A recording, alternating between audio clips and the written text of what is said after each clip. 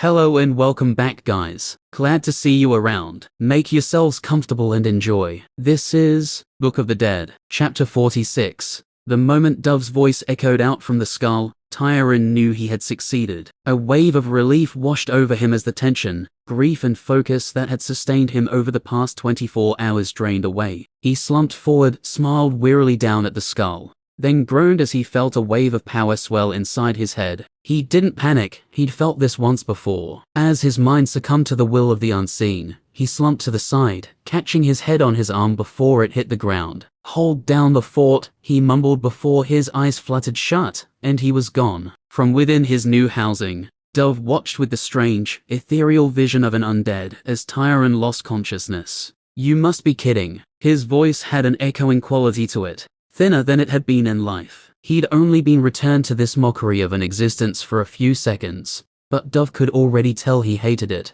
"Kid, get up and release me already." "Ho, Tyron." There was no response from the young mage, and Dove gave up trying to wake him. He'd seen this before, the sudden loss of awareness, even the way the kid's eyes flickered behind his lids. Whatever he'd done must have been damn impressive, even though he had absolutely no idea how the necromancer had managed to do it. Suffice to say, even the unseen decided it was an act worthy of great reward. With nothing left to do and desperate to distract himself, Dove began to contemplate the magic that had caused him to be returned in this way. Obviously he was in a ritual circle, unsurprising to say the least, but what sort? He couldn't turn his head, couldn't move anything in fact. So no matter how much he wanted to turn and look behind him, he couldn't. Judging by the runes he could determine from his low vantage point, the ritual had something to do with attachment or storage. So the kid had somehow managed to manifest his spirit, and then lock it into a medium. How in the hell? He had a sympathetic container in the form of his own skull. That would have helped.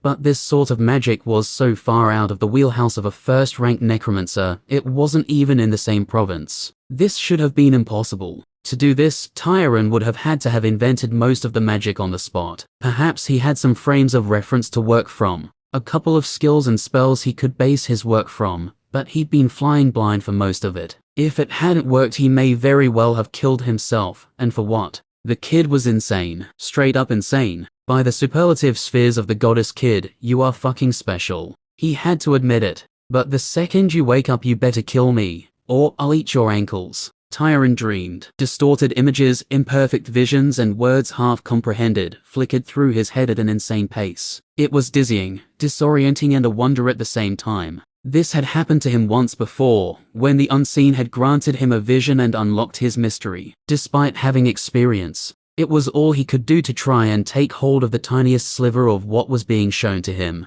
Words of power rumbled out of the sky overhead, igniting stars and raining fire across the world. Pure, unformed arcane energy danced through the air, in and out of all living things, changing and imprinting them as it went. Vast currents of magic, wide as oceans, filled his eyes as they crashed and swept from realm to realm. One image after another flashed before him, never appearing longer than the time it took for him to register what he was seeing before it was gone. Sometimes he didn't even have that long. On and on it went until Tyron felt as if his mind was bleeding from the constant stimulus that was being rammed into his head. Then it was gone. His eyes flew open and he wheezed out several coughs. His face had slipped off his arm and been mashed into the floor for the latter part of his vision. "Holy shit," he rasped as he sucked in a few breaths. He weakly pushed himself up and onto his knees, his head hanging low. He felt as if his head had been struck like a bell. His eyes were watering. For a long moment he knelt there on the floor and tried to get his bearings. I hate to break in when you're recovering, but you didn't happen to set those wards, did you?" Dove's voice broke through and Tyron's head snapped up. "Fuck. For a genius, you really are stupid, you know that." Tyron staggered to his feet and cast about blindly. "The wards are in my bag. Wherever you fucking left it, go now." "Right in the middle, there's a small wooden box." "Hurry up," Dove snapped. The urgency in his voice pushed the weary necromancer to move and move quickly. He turned and staggered up the steps out of sight for the skull-bound spirit, and so Dove could only wait anxiously until Tyron returned several minutes later, a small carved box in his hands. "That's it. Now do what I tell you and don't fuck it up. If you do, you'll either die on the spot or the magic will have the opposite effect, drawing the riftkin towards us." "How does that work?" Does it fucking matter right now? Dove yelled before he relented. Explaining might help the kid focus. If you don't create the formation properly,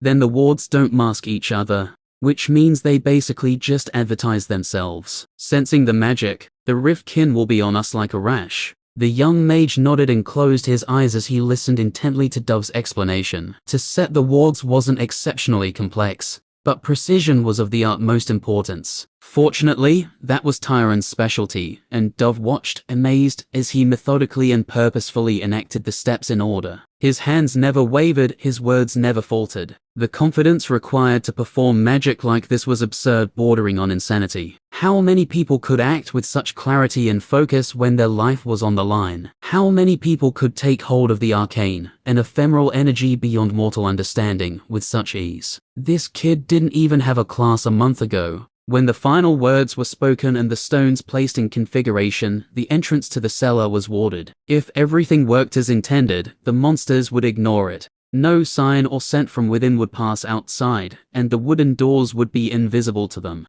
Obviously, nothing was guaranteed. Soon enough, this entire area would be flooded in kin, and if enough of them ran through, there was a chance one of them would stumble through the warding. In any case, they'd done everything they could. You don't have long, kid, Dove spoke up as Tyron hunched over, drawing slow breaths to recover his energy. Once the break happens, we'll be dead if we poke our noses out the door. I know you're tired, but you need to get your backside up there and gather up enough food and water to last us. He trailed off for a second, to last you for a few days at the least. A week if possible. Get your bone boys to help carry things and then bring them down as well. How long do you think? Tyron croaked. I'm surprised it hasn't happened already. It could go off any second. We should be far enough away that the building won't collapse on our heads, which means we just need to last long enough for the Riftkin to disperse. Go out and get it. You'll have all the time in the world to sit on your ass afterwards. He nodded wearily before he straightened and moved back up the short ladder and into the house. Despite his overwhelming fatigue, Tyron managed to gather quite a bit. The farmers raised their own animals, and had no shortage of cured and fresh meat. There was a well dug within the compound, and with the help of his skeletons,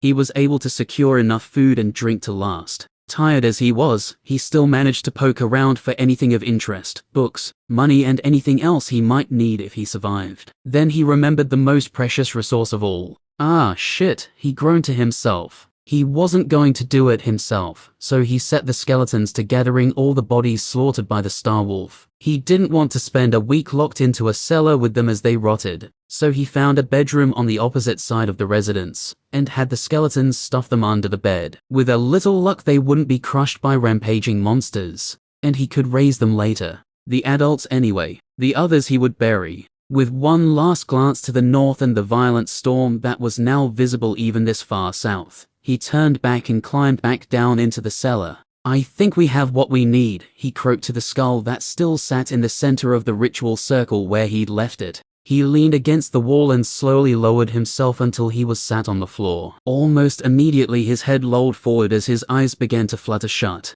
but Dove refused to let him sleep. Hey, kid, you can sleep in a minute. Tyron lifted his head slowly. What is it now? Kill me? The necromancer stared for a moment. What? How was he supposed to kill him? Dove was extremely dead. He'd detached and skinned the head himself. He couldn't remember the process much. His head had been fuzzy, at best, as if he were drunk on the magic rushing through his thoughts. Frankly, he didn't want to remember. Butchering people wasn't something he wanted to become familiar with, though it was almost inevitable that he would. You know what I fucking mean, the skull snapped. You've had your fun, the wards are set, you're as safe as you can be, given the circumstances. Set me free, release my spirit, or whatever, from this skull, and let me be about my business. There's a few pricks who owe me money that I wouldn't mind haunting. Or maybe there's an afterlife. I spent so long praising the goddess and her attributes that I'm sure she'd let me have a look at the real thing. So get on with it. It's been nice knowing you,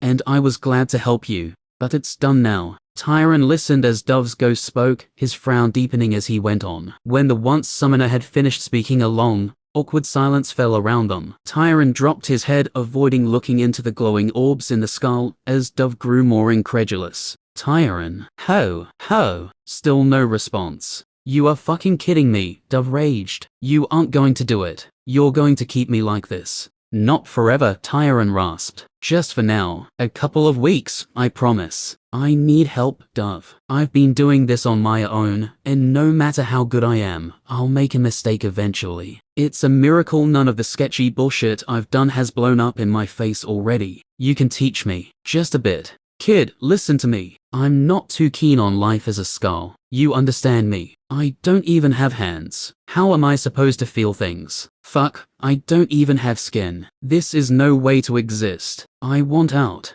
I will. Alright, I will. Just not yet, Tyron pleaded. I need a little time. A chance to get my shit together. You know the odds I'm up against. How am I supposed to succeed on my own? Dove was prepared to retort when he paused. Even in this form he could still sense the change in the air. Did you feel that? He whispered. Tyron peered upwards at the dirt ceiling before he tilted his head to the side, as if listening. A sound that wasn't a sound swelled, growing louder and louder. Like a breeze blowing through the trees, or a wave rushing toward the shore, it grew and grew. He couldn't understand what it was at first, then it struck him. Magic. The arcane energy that suffused the air all around them was moving, slowly at first, then with growing speed. It began to shift, joining together into currents that rushed over the land and through the sky, all moving toward one point. The rift. Hold on to something, kid. This is going to get fucking wild. The young necromancer swallowed thickly and positioned himself next to a support beam, wrapping both arms around it. As an afterthought, he had his skeletons gather around, shielding him from any falling debris. The sound continued to build, rising to a crescendo that threatened to overwhelm him, until it suddenly stopped. Here it comes.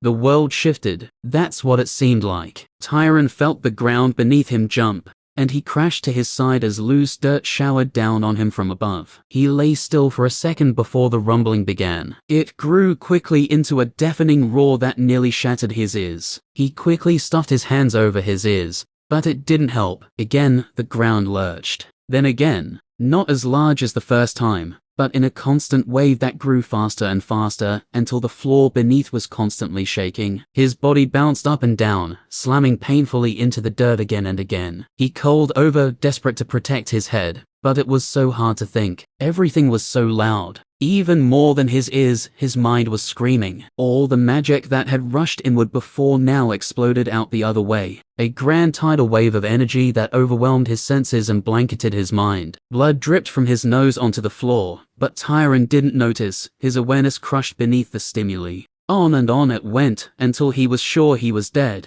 until he was sure the world had ended. He blacked out more than once, and when his awareness returned, nothing had changed. The ground quaked beneath him. The magic crashed all around him, and the roar went on and on. Parts of the house above had no doubt collapsed. All he could do was hope that the cellar would hold. It was quite deep, dug to store meat in the cool. The ceiling reinforced with beams, but it hadn't been made to withstand this. When at last it was over, Tyron didn't trust himself to release the white-knuckled grip he had of his own head. After some time had passed, he realized that it wasn't the floor that was shaking, but rather himself, and he slowly unwound. His skeletons still crouched around him, and he instructed them to shift away and give him some space. The cellar was chaos. Everything that had been neatly stacked before was strewn across the ground. Even Dove was partially buried beneath loose soil. Sections of the roof had indeed come loose, but thankfully hadn't fully collapsed, though they might before he left. He'd need to be careful.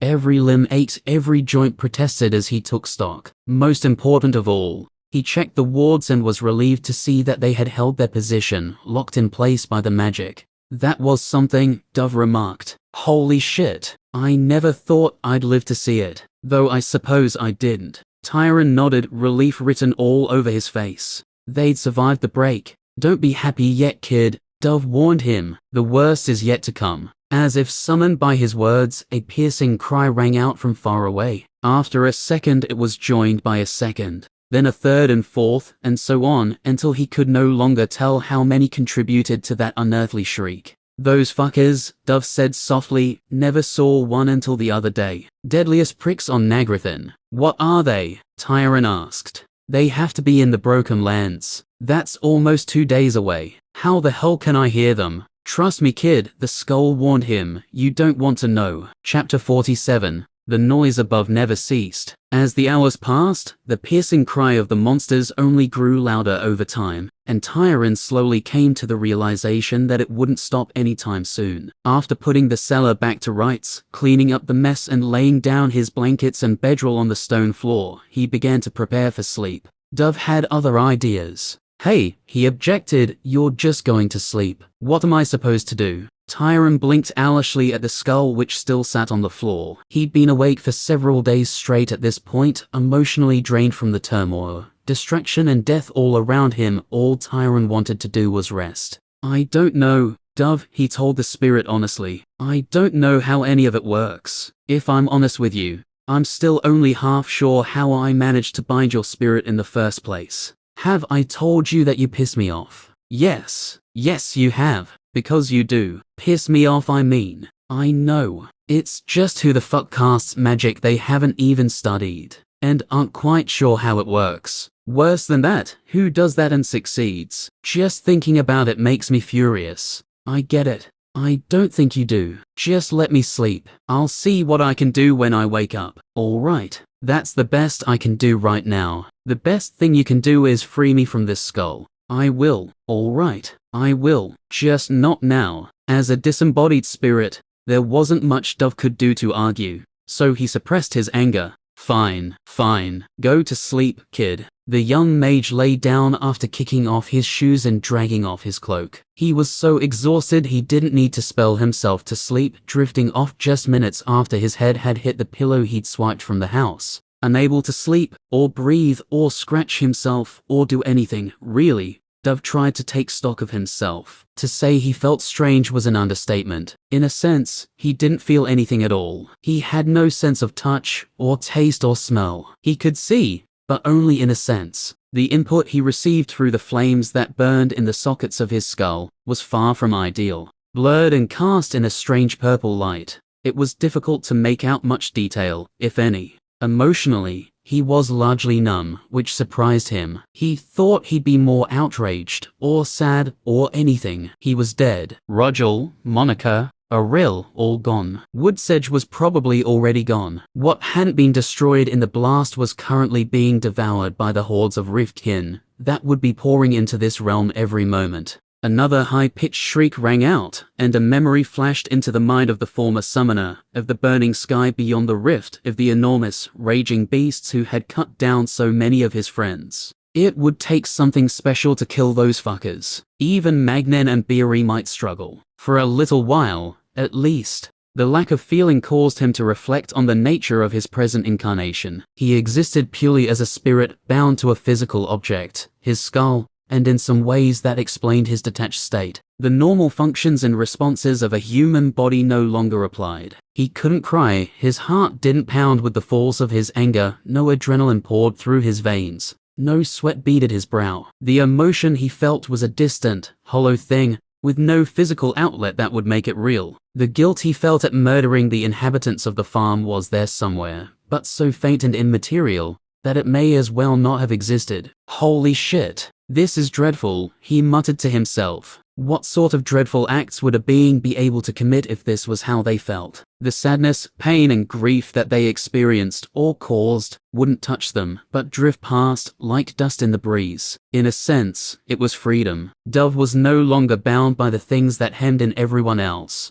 but the mage was canny enough to recognize what a trap it was. If he lived for too long like this, just how much of his humanity would be lost? How long until he was little different from the monsters he'd devoted his life to defeating? Even as a spirit, the thought was frightening enough to cause his soul to shiver. Filled with such thoughts, he sank within himself, unaware that the light burning in his sockets dulled as he did so. In that half-aware, half-dreaming state, time passed outside of his awareness. It was with total surprise that he came back to himself as Tyron picked him up off the floor. Dove, are you still in there? Awareness came flooding back to the spirit as the flames ignited once more. What happened? Tyron looked at the skull in his hand curiously. I'm not sure. You were kind of still and quiet in there. Fuck. I think I just had the equivalent of a ghost nap. That felt strange. Well, at least you didn't have to sit around and wait while I was sleeping. I'll take what I can get, I suppose. How long were you out? The young necromancer shrugged his shoulders helplessly. I have no idea. I can't exactly track the movement of the sun from down here. I feel like it was a long time though. I haven't felt this rested in weeks. Without the pressure of having to do something, to constantly be pushing himself, make decisions and take risks, Tyron had finally been able to sleep peacefully. He was effectively trapped in the cellar for a week. The lack of agency was, in its own way, strangely freeing. Now that he was awake, though, there was plenty to do. He carried the skull toward the food stalls and placed him on top of a barrel as he ate a scant breakfast. The two quickly fell into a discussion about magic. Effectively, I manifested your spirit as a construct formed of magic by modifying the Speak with Dead spell. Once that was done, I used the binding ritual to seal your spirit into your skull. You say that like it's so simple. Oh, I stuck your spirit into your skull using a basic binding ritual. Goddess's tits, you did. And how, exactly,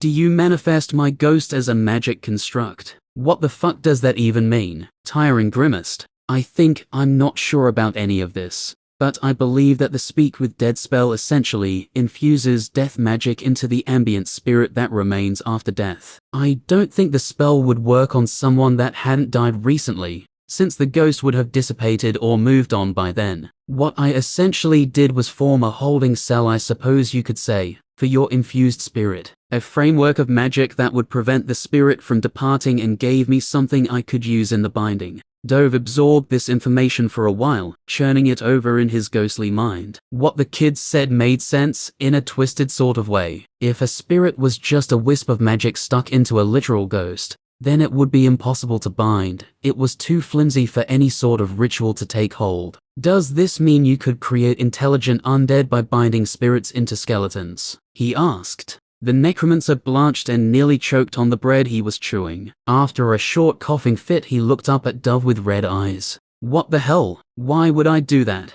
Forget the morals for a second, kid, and answer the fucking question. The intent tone in his voice caused Tyron to sit back and think carefully before he answered in a serious tone. I don't think so, he said slowly as he continued to ponder the matter. I'd have to make huge changes to raise dead. I have no idea how to connect the spirit to the body. I could possibly bind a spirit to an entire skeleton, but that would just stuff them inside it. Having the spirit be in control, that's another question. I also wouldn't know how to ensure control over the spirit. Those are issues, sure, but I think they could be overcome. Tyron stared up at the skull, exasperated. But why would I want to, Dove? More capable minions. Obviously, I'm not enslaving people's souls. Didn't stop you with mine, the summoner pointed out. You aren't enslaved, Tyron pointed out weakly. I don't remember volunteering. Just drop it. I'm not going to explore this further. Can we talk about something relevant, please? Fine. The two fell into a sullen silence for a short time before Dove spoke up again. Well, we might as well crack into the status ritual. After all the shit you pulled, your status is going to go fucking bonkers. I know you picked up a mystery, you prick.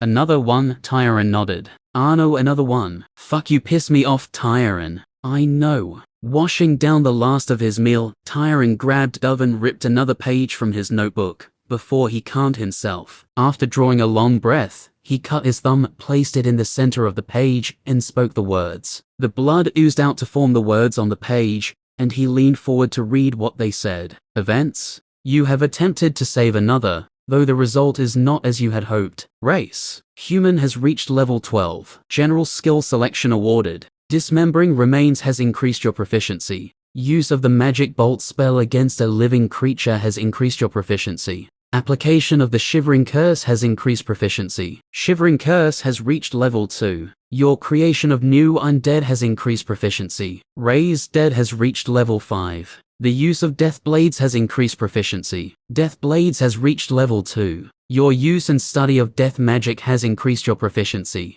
Death Magic has reached level 4. Improvisation using Commune with Spirits has increased proficiency. Commune with Spirits has reached level 3. Use of Repository for means other than intended has increased proficiency. Repository has reached level 2. You have raised minions and they have fought on your behalf. Necromancer has reached level 11. You have received +2 intelligence, +1 wisdom, +1 constitution and +1 manipulation. Chaos reigns wherever you tread and your patrons delight in the madness. Their investment in you has proven to be wise, though they hope you ensure it continues to prove so. Anathema has reached level 8. You have received +4 intelligence, +4 willpower, +4 constitution. At this level you may choose a class ability. Your incredible feat of mastery has impressed the unseen. You have been granted the words of power mystery in recognition of your skill. Few have displayed such an intuitive knowledge over the form of magic. Cultivate this talent to receive greater rewards. Words of power mystery has been granted. Name: Tyron Steelum. Age: 18. Race: human, level 12. Class: Necromancer, level 11. Subclasses: Anathema, level 8. None. None locked. Racial feats: level 5. Steady hand, level 10. Night Owl. Attributes: Strength, 12. Dexterity, 11. Constitution, 39. Intelligence, 53. Wisdom, 25. Willpower, 32. Charisma, 13. Manipulation, 20. Poise, 13. General skills: Arithmetic, level 5 right parenthesis max. Handwriting, level 4. Concentration, level 5 right parenthesis max. Cooking, level 1. Sling, level 3. Swordsmanship, level 1. Sneak, level 3. Butchery, level 3. Skill selections available: 2. Necromancer skills: Corpse appraisal, level 3. Corpse preparation, level 3. Death magic, level 4. General spells: Globe of Light, level 5 right parenthesis max. Sleep, level 4. Magic Bolt, level 4. Necromancer spells: Raise Dead, level 5. Bone Stitching, level 4. Commune with Spirits, level 3. Shivering Curse, level 2. Death Blades, level 2. Anathema spells: Pierce the Veil, level 4. Suppress Mind, level 3. Repository, level 2. Fear, level 1. Necromancer feats: Skeleton Focus 2. Anathema feats: Repository. Mysteries: Spell Shaping, Int +3. Wis +3. Words of Power: Wis +3. Char +3. Anathema level 8. Choose an additional spell: Dark Communion. Beg intercession from the Dark Ones. Appeal to the court. Attempt to commune with the Scarlet Court. Air of menace. Surround oneself in a dread aura.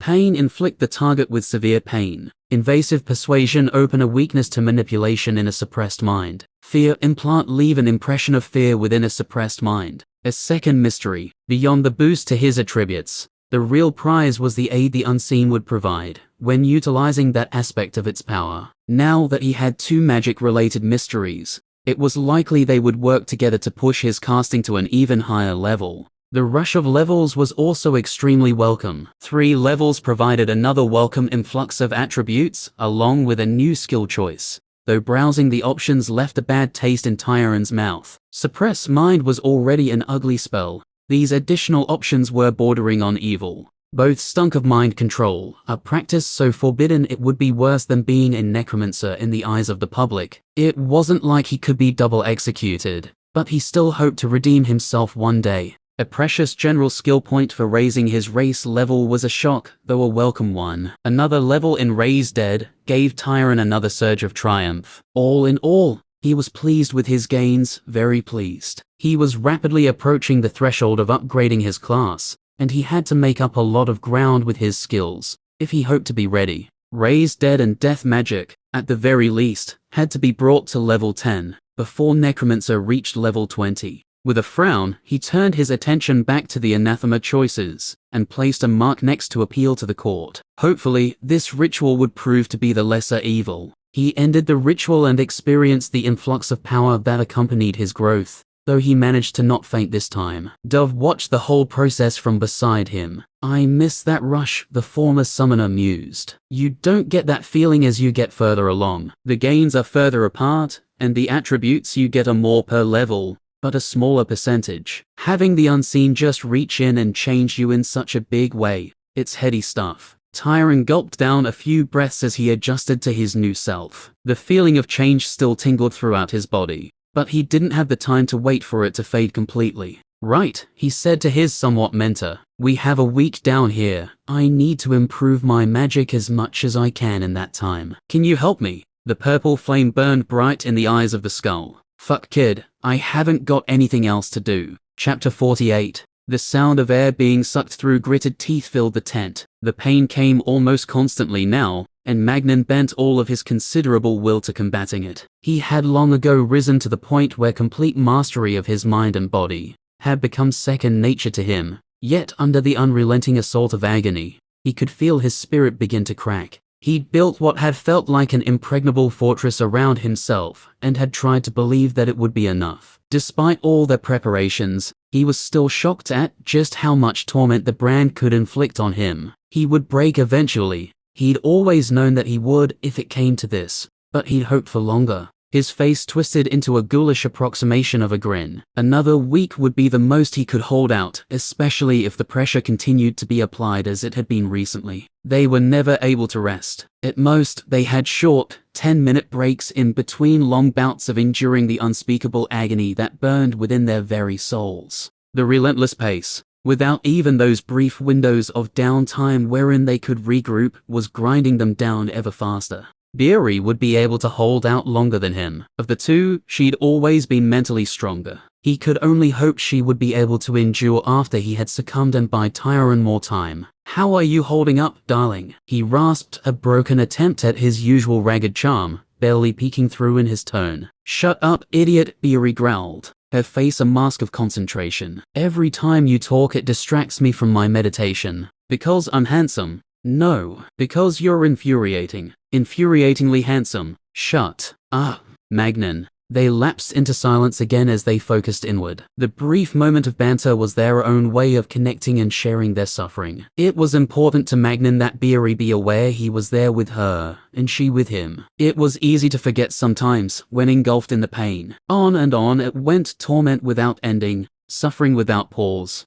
If Magnan were condemned to a hell when he died, he doubted it could get much worse than this. At least he'd have practice before he got there. When the pain finally ebbed, it was so abrupt Magnan almost fell on his side at the sudden release of tension. Not only was the piercing agony no longer burning him, but the constant background simmer of the brand was also gone. Shocked at the alien feeling of no longer being in pain, Magnan blinked owlishly at his wife. What the hell is this? He said. Despite the shift, Beery had managed to retain her meditative posture. She scowled at nothing in particular. More mind games. We should be ready for anything. We have 10 minutes, so let's make use of it. Right, he replied. The two had worked out a routine. They could move much quicker than an average person, even when they weren't exerting themselves, so they could pack quite a lot into a short window of time. First came the food and drink. Their stores of prepared fare were depleted but still sufficient, followed by a quick wash and fresh change of clothes. Wiping away the sweat and grime that accumulated over multiple days of torture helped to refresh their spirits and minds a surprising amount. Then they would stretch to release the tension in their bodies, give each other a shoulder rub or light massage, then air out the tent before making themselves comfortable again, ready for the next session to begin. They went through the motions, but neither could shake the feeling that something had changed. They'd been constantly subjected to the torment of the brand for 2 weeks. The Magisters had no reason to relent now, especially after investing goddess knows how much effort into torturing them. To be honest, the thought of irritable, exhausted Magisters slumped in their beds, shoveling mage candy into their mouths, brought more than a little joy to the two of them, but there was no chance they would let all that effort go to waste. Magnan mentally prepared himself for the pain to return, yet after the 10-minute mark had passed, it didn't come. He frowned. If this is their new form of mental torture, they should keep it up. It's working, he quipped. I can't imagine what they're up to, Beery fretted, a frown creasing her normally flawless brow. They have to know that if they give us enough time we'll recover. It'll take them days to bring us back to this point. Well, let's not get ahead of ourselves, Magnan cautioned. Some idiot probably slept in. They'll be back to it soon enough. That wouldn't explain the lack of the usual background pain. They would consciously need to shut that off. but neither of them could imagine any motivation for the Magisters to do so. So they sat and waited for their suffering to continue, resolved to face it to the inevitable, bitter conclusion. But an hour passed and nothing happened. Then another hour passed. Nothing. I almost feel neglected. Shut up, Magnan. They continued to wait, but nothing changed. Should we go to sleep? Magnan suggested. Beery eyed him through narrowed lids. You can sleep right now. Magnan tried to shrug nonchalantly. I mean, we could try, right? It's important to get rest when we can. We don't know when they might start again. It's been almost a week since we slept, right? We should seize the opportunity and hit the blankets. It was good and reasonable advice,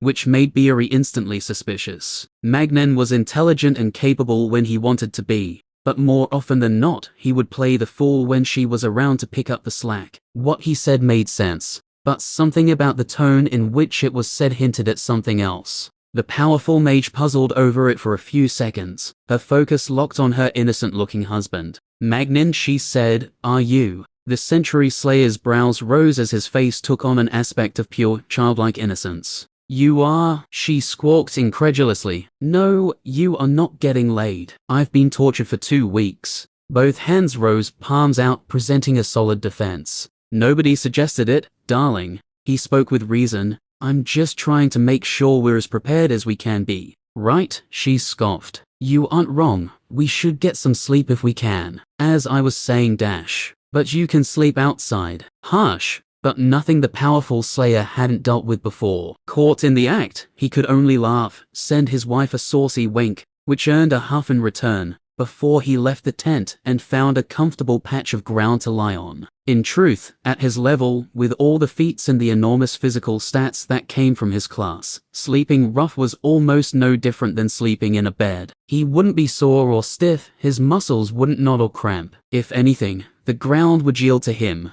not the other way around, something Beery understood perfectly. Not my fault you look so fine, he grumbled to himself as he settled his head on his arm. I can hear you, Beery called. I know, you sexy fox, he whispered, knowing she could hear that as well. Sleep, she incanted, and Magnan chuckled as he felt the spell roll over him. He could push it away, of course, but he allowed it to drag him under, and was soon snoring away. Beery Steelum could only shake her head, exasperated, before she cast the magic once more on herself. She expected to be awoken by that wrenching agony, but she was exhausted. Even an hour of sleep would help. To her utter shock, she woke 6 hours later, fully rested and pain-free. Confusion and suspicion blossomed in her mind as she ripped off her blankets, and found Magnan still snoring outside. Wake up, she hissed, and the Slayer's eyes snapped open immediately. What's wrong? He asked, his tone deadly serious. A moment later his eyes widened as he too realized they were still free. The same horrible realization began to dawn on his face when he realized what it might mean. Do you think they dash?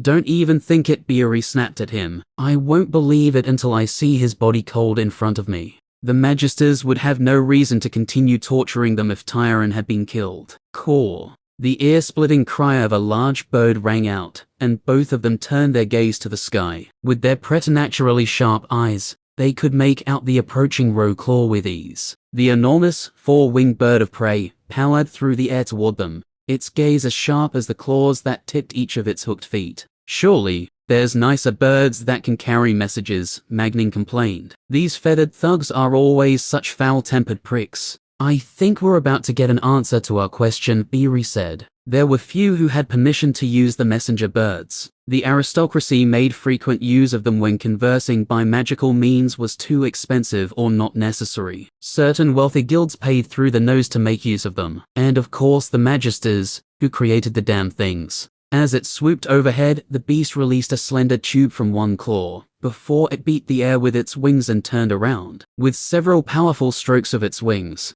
the hateful creature was already on the return flight, another of its piercing cries shattering the peace as it went. Magnan caught the falling cylinder with ease, his hand steady, despite what he may now hold. This message may very well inform him of his son's death. Beery eyed it with dread. The swordsman rolled his shoulders and popped the seal off, sliding the rolled paper inside into his hands. Wanting to get it over with as quickly as he could, he spread the page and read the contents. Then he started laughing. What? Beery demanded. What does it say? Is Tyron alright? Magnan leaned back and roared with laughter until tears began to roll down his cheeks. Unable to stop, he held out the message and waved it at his wife as he continued to howl. A fierce frown on her face, the mage snatched the paper from her husband and read it with a glance. Immediately, her expression was replaced with one of savage glee. Those assholes must be spewing in their own beards, she gloated. A break? Magnan choked out as he continued to laugh. Can you believe this luck? A fucking break now. It was too much for him. Unable to hold in his incredulous laughter,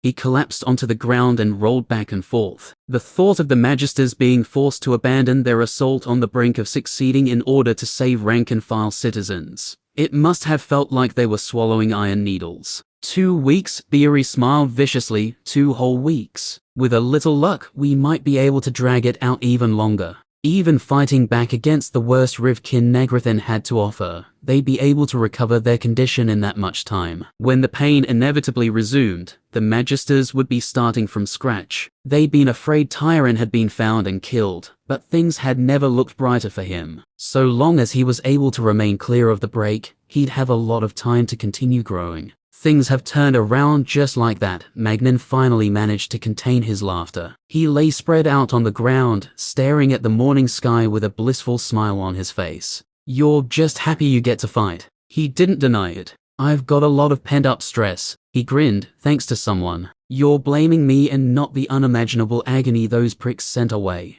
With a pleased sigh, Magnan lightly flicked himself onto his feet. Well, we may as well pack the camp and get moving. I'll take care of that while you reach out to your people. Are you sure? No problem. I'll have it done in a flash. They set to their tasks, their hearts light and smiles on their faces. Across the western province, the Riftkin advanced relentlessly, destroyed farms and villages left in their wake. Chapter 49. Some people said that a good mage was similar to a good musician. A good musician understood the structure of music, was able to manipulate harmonies to create sounds that tugged on heartstrings and dropped women's drawers. Those people claimed that a mage, similarly, knew the sigils and words of power like the back of their hand, could weave them together as if playing an instrument to create a song of magic. In Dove's opinion, those people were fucking stupid. Musicians and bards were illiterate assholes half the time, and stuck-up assholes the other half. 100% of the time they were more interested in getting their pants down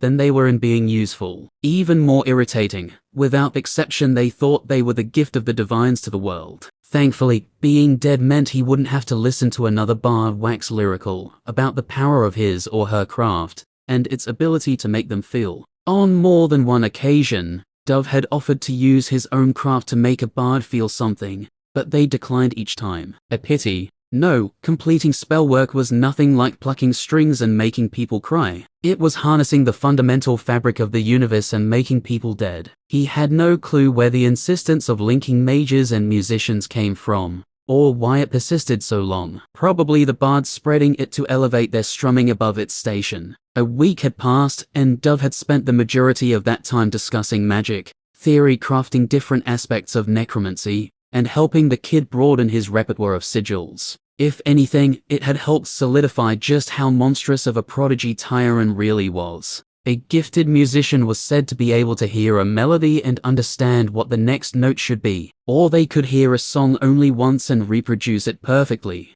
Their memory for pitch and tone so flawless they could absorb sways of music at a time. Tyron was not like that. Like all truly great mages, he wasn't an artist, he was an engineer. When he examined a spell pattern, he didn't reach for the next perfect note, but considered 100 options, each with its own merits and flaws. He understood that new words of power weren't phrases or chords, but materials that could be shaped and reformed into a million different things. He was a builder who, when given a single chisel, could turn a pile of rocks into a cathedral. With more time and tools at his disposal, the kid would create something nobody had ever seen before. Dove was sure of it. That notebook Tyron carried with him had been given a workout over the last 7 days. Page after page was covered in runic scroll, as the two had debated back and forth, refining the kid's ideas, or expanding them depending on what specific knowledge Dove could bring to the table. It was unfortunate they couldn't test their theories much, locked into the basement, cowering beneath a seemingly endless stampede of riftkin. If they used too much magic, they would weaken the very seal that kept them hidden. Now, finally, the noise above had begun to diminish, and it was time to emerge at last. Tyron was nervous. The past week had been, all things considered, the best 7 days he'd had since his awakening. Finally being able to work through his theories with an educated mage had been a delight, and now that he had so many different avenues to test, he honestly struggled to know where to begin. The refined magic channel they'd cooked up might reduce the amount of energy needed to maintain a minion by as much as 5%. If it worked as they thought it would, the efficiency gain would be tremendous. But now, after a full week of huddling in a musty basement, it was time to get back into the real world. Some sun would do him good. His skin was going pallid, and the damp air was starting to get into his lungs. Once again, he had cause to be grateful for his relatively high constitution. A normal mage would be too fragile to cope with what he'd been forced to endure, yet despite the privation, he was relatively fine. How do I break this safely? He asked his teacher and friend as he gestured towards the runes guarding the cellar door. Anything I need to be wary of?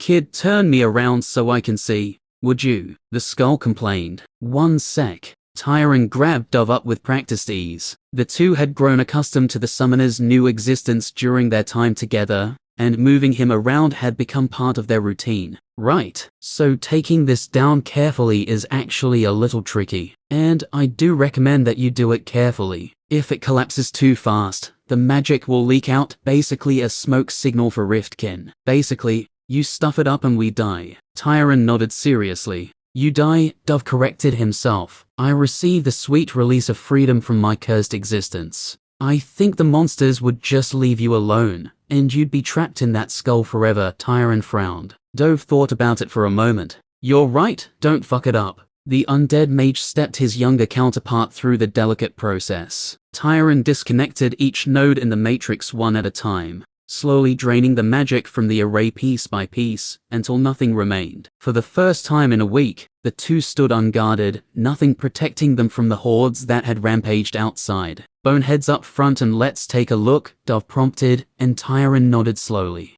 All right, let's do it. The skeletons had barely moved for a week, but it hardly mattered to them. Musculature formed of pure magic had its advantages after all. The strings fused directly into the bones, never cramped or seized. After a moment of hesitation, Tyron gave the mental command to his skeletons, and they pushed open the door and began the march up the stairs, pushing open the cellar door, and emerging into the interior of the house. At least, it had been the interior of the house. With his 4 minions in front, Tyron came up the rear carrying Dove in his left hand. Both were silent at what they saw. The house, which had once stood with 4 sturdy wooden walls, was now teetering. Holes had been clawed and chewed through the wood, letting in the early morning sun. The once orderly domicile of a frontier family was now broken and strewn with litter. Almost no furniture remained whole. Splintered wood lay strewn everywhere. Skeletons in the lead. Tyron picked his way forward, careful where he placed his feet. Glimpses of shattered fences and dead livestock could be seen through holes in the walls. The place looked as if it had been abandoned and ransacked for months rather than a week. Eager to check if his most valuable resource remained unharmed, he rushed to the bedrooms in which he'd stashed the bodies. He looked down on the ruins of what had so recently been tidy, if sparse, sleeping quarters now torn apart, along with several of the bodies he'd tried to hide. He looked down on the torn apart and chewed on limbs of the famers, and felt weary. They may not have been the best people. Goodness knows how many they'd robbed just like they'd done to him. But surely they deserved better than this. Surely even being raised as a minion was better than having riftkin tear them apart. The stench was horrendous, and Tyron clapped a hand over his nose. Holy mother, he swore, this is why zombies were never an option. Almost makes me glad I can't smell anymore, Dove quipped. The riftkin really did a number on this place. I can't imagine how many came through. Normally they don't care about the dead, but they must have been whipped into a frenzy. Hopefully, they left us something to work with, Tyron muttered. Better check the ranch first. Make sure nothing is lurking about. The bulk of the kin will be riding the crest of the wave, so to speak, but there'll still be plenty of the pricks for us to deal with. Right? Tyron nodded. It was good advice. He gathered his minions together and prepared himself to cast his support magics if they were necessary. With Dove in hand, he stepped outside the house and for the first time took in the full scale of the devastation. Most of the fences had collapsed along with the barns and storerooms. Chunks of dead animals, a lifetime of work for the people who'd lived here, were everywhere. A low, persistent clicking sound could be heard, and Tyron tensed, his free hand raised, ready to cast. "Kid, put me down," Dove hissed urgently. "You need your hands." "It's fine." Tyron kept his eyes sharp, scanning the area. "I can cast the basic stuff with one." "Of course you can," Dove muttered. Most mages didn't bother to learn one-handed casting even for basic magic. Why bother when two hands would be faster? The really basic stuff could be done with just words, or even the mind alone, but when hands came into it, two was always better. Tyron turned as he heard something shift to his right, and was treated to the sight of a monster crawling out from inside of a cow. Covered in gore, the beast clicked menacingly as it uncoiled itself. "No," Tyron growled. Magic flashed through his hand and rolled from his tongue. Before the creature could charge, he brought his mind crashing down on it, using Suppress Mind to freeze it in its tracks. It felt distasteful. He could feel the boiling rage of the monster, its blind hate as it thrashed and struggled within his grip. He showed it no mercy. Frozen in place, there was nothing the creature could do to resist as two skeletons bore down on it, putting it down with sharp stabs that crunched through its hide. He repeated the process several times as the small group prowled through the area, careful to check every corpse, in case it hit another Riftkin. Luckily, none came at them as a group, and he didn't need to reach for a more complex strategy. Preserving the 4 minions he had left was at the forefront of his mind. Without them, he'd be in such a vulnerable state.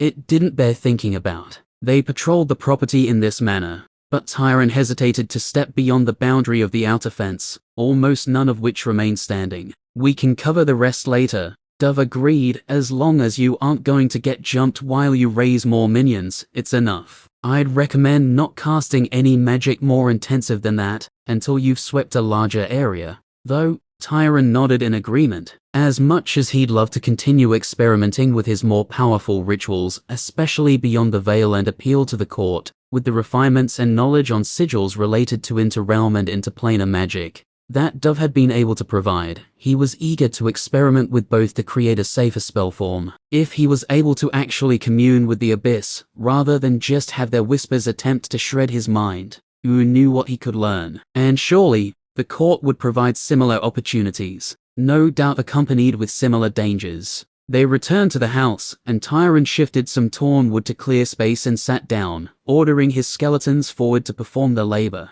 "Keep one close," Dove advised. "You're a bit helpless without them. I learned that the hard way early on as a summoner. You always keep a trick up your sleeve to keep yourself safe, no matter the situation. With even one skeleton by your side, you have a lot more options than otherwise." The necromancer hesitated before he nodded and pulled one of his minions back. The skull spoke truly. Even his most potent trick right now, using Suppress Mind to incapacitate an individual Riftkin, was useless without a minion to capitalize, as Tyron himself couldn't act when he used the spell. "Did you ever worry that you were too dependent on your summons?" he asked. "PSH. Fuck no," Dove retorted. "First of all, astral beings are partners to their summoners. We are a package deal who voluntarily enter a binding contract. I have their back and they have mine. It's more like having friends you can call on. Friends who contractually get to eat you if you annoy them." "Fair's fair," the skull observed. "Secondly, summons are fucking badass. Unkillable beings of pure spirit from another plane of existence. Hell, yes. No, I never felt bad about being able to depend on those gorgeous bastards.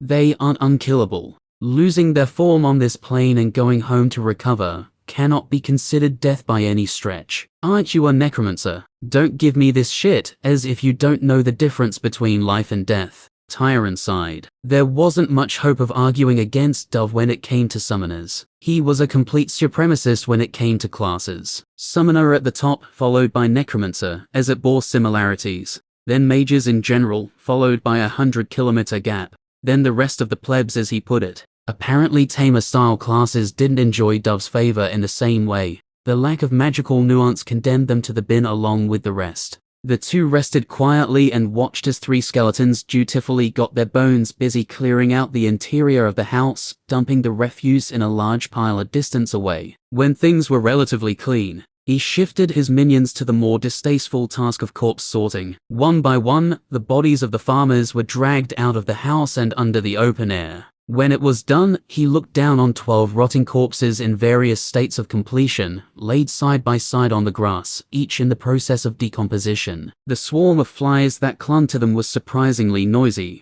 and Tyron shuddered to think of the maggots worming their way through the dead flesh as he stood there. The remains of the children had been placed on the other side of the house, and as he went to fetch his butcher's tools, he ordered the 3 skeletons to begin digging graves. "Now this is why I don't rate necromancy quite as high as summoning," Dove observed when Tyron placed him to the side. "I don't mind getting my hands dirty from time to time, but this? No way." The young man shrugged before he took a piece of cloth and tied it over his nose and mouth. As cloying as it was, any protection from the stench and flies was more than welcome. Preparations done, he grit his teeth and stepped forward. "Time to get to work." "Hey, kid, turn me around. I don't want to see this shit." "Ho!" He was ignored. Several hours later, Tyron stood hunched over, his hands on his knees as he took deep, slow breaths. He spit on the grass a few times, just to clear the taste in his mouth, a mix of dead flesh and stomach acid. In a way, he was proud of himself. He'd only puked twice during the entire process. A new record as these things went.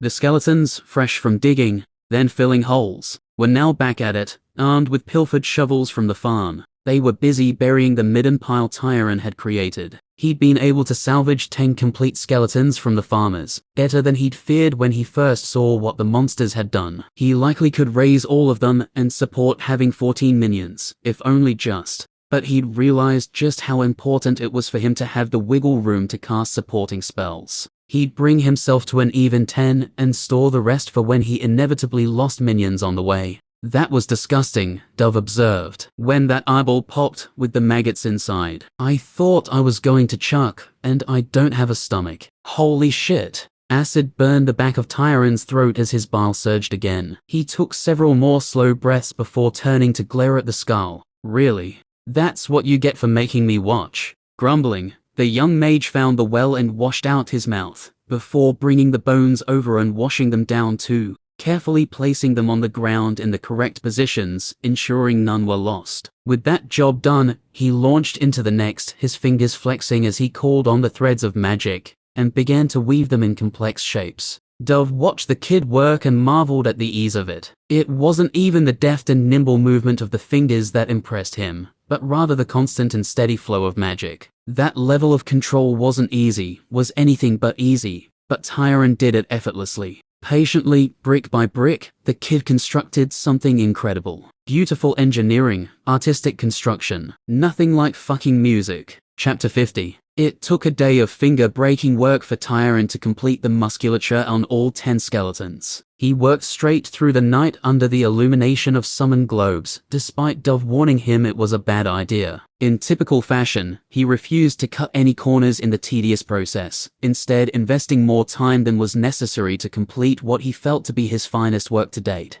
Ideally, he would have liked more time to prepare the remains before he raised them. He wanted to examine the amount and nature of the death magic that had accumulated in them over the past week, especially since they had been in such close proximity. Unfortunately, time pressed him still. Perhaps he would have time for study once this next batch of minions had secured the area, and he recovered more remains. He didn't much want to consider it, but he knew close to a city's worth of dead would be found at Woodsedge. Tyron pushed those thoughts away and studied his work once more. He would never be satisfied if he didn't master all of the skills he deemed important to his craft, and that meant more than rote practice and repetition. The unseen rewarded those who pushed themselves, experimented, and didn't rest on their laurels. If he wanted bone stitching to reach level 10, then he had to try new things, create more intricate weaves, and see what worked. Then, continuously refine until he had reached as close to perfection as he could visualize.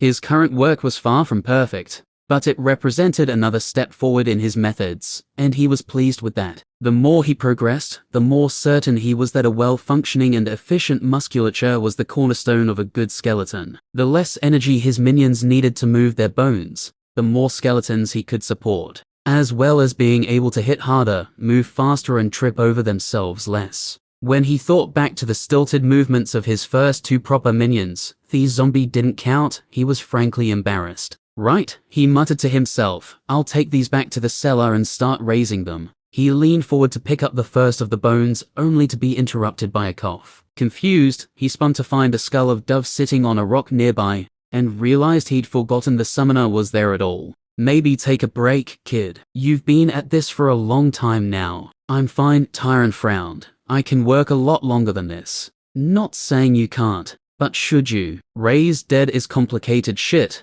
I know, we took the damn spell apart over the last week. It's hard to stop working in the middle. I get it, but trust me, you need some sleep. Frustration and a hint of anger bubbled up in the necromancer's chest. Dove was right, he didn't want to stop. He was ready, eager to continue to work on his magic and ply his craft. A few days without sleep was nothing. Not when he was on such a tight time frame. To a mage, your mind is a weapon. Keep it sharp, son, and it will never fail you. The words of his mother, spoken years ago, echoed in his head. He paused for a moment before he took hold of his impatience and forced it down. You're right, he conceded to the skull. I need a fresh head on my shoulders for spell work like this. I'll turn in. Good, Dove was pleased his advice was heeded. You haven't blown yourself up yet, but let's not tempt fate. Tyron gathered his skeletons with a thought and retired back to the cellar, carefully closing it off behind him, before he placed Dove on his favorite crate and prepared to sleep. He undressed, washed himself quickly before he rolled into his blankets and closed his eyes.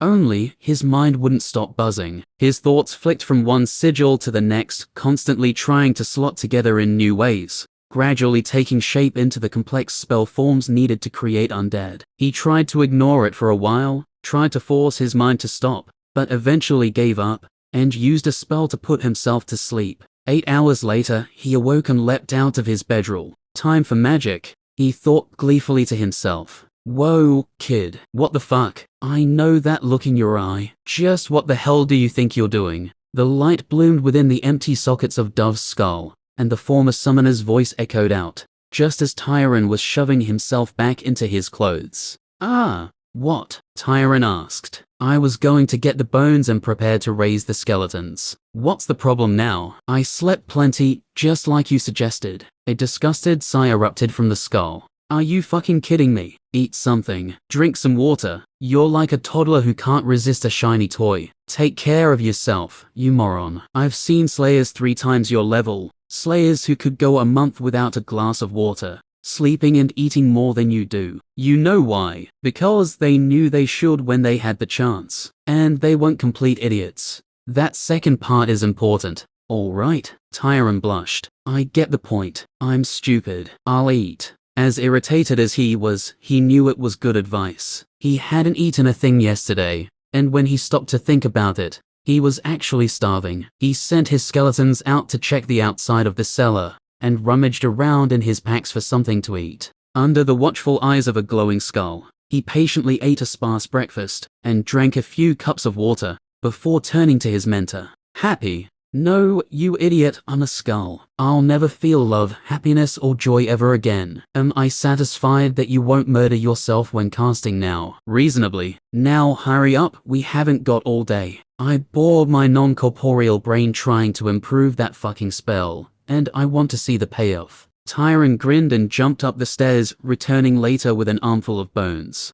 I'll get the rest, he told the skull after he placed them on the ground. Several trips later, he had 10 small piles of bones on the floor and a space cleared in which he could work. He moved to the closest skeleton and began to lay the bones out once again with care. He was quite practiced at recognizing which went where, and it didn't take him long to get them all together. He double-checked to be sure he was done before he stood and stretched out his hands. All right, he said, let's see how this goes. He didn't need to check his notes. He'd gone over the spells so many times over the last few days, He could reproduce 3 different versions of it perfectly from memory. With confidence, he stepped forward, raised his hands, and began to speak. The moment he began, he could feel something was different. The magic leapt to his command as the words of power rolled from his lips. Tyron had never been someone who struggled to command the language of magic, but now he felt it flow as it never had before. Each syllable crackled with arcane power,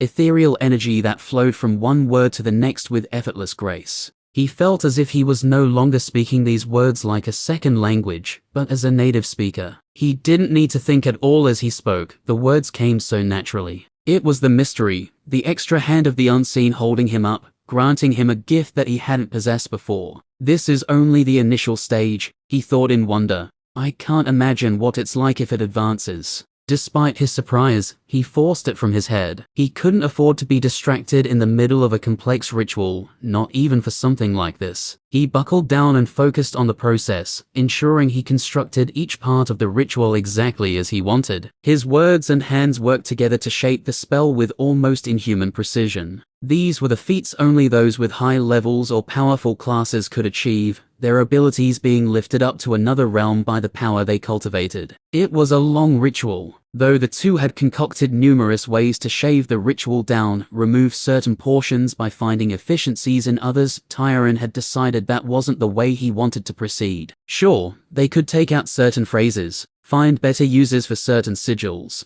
but rather than take those gains to reduce the casting time, he chose to add more elements and keep the ritual duration the same. Dove had given him a lot to think about when it came to constructed intelligence, and he was eager to experiment. They had a lot of thoughts on ways to strengthen the connection his minions used to draw energy from him, adding layers that may help prevent magic being lost in the transition. These changes added complexity, which translated to increasing the length of the ritual, whilst also making it more difficult to cast. Tyron embraced the challenge. When the final words finally rolled from his tongue and his hands fell back to his side, he felt a deep glow of satisfaction. The cast had been perfect, better than perfect. He now possessed 2 mysteries related to spellwork, and though they remained weak, he sensed the two had worked together, one pushing up the other to send the spell to a height greater than he thought he could achieve. As the magic coalesced and settled within the bones before him, he basked in the sensation that filled him.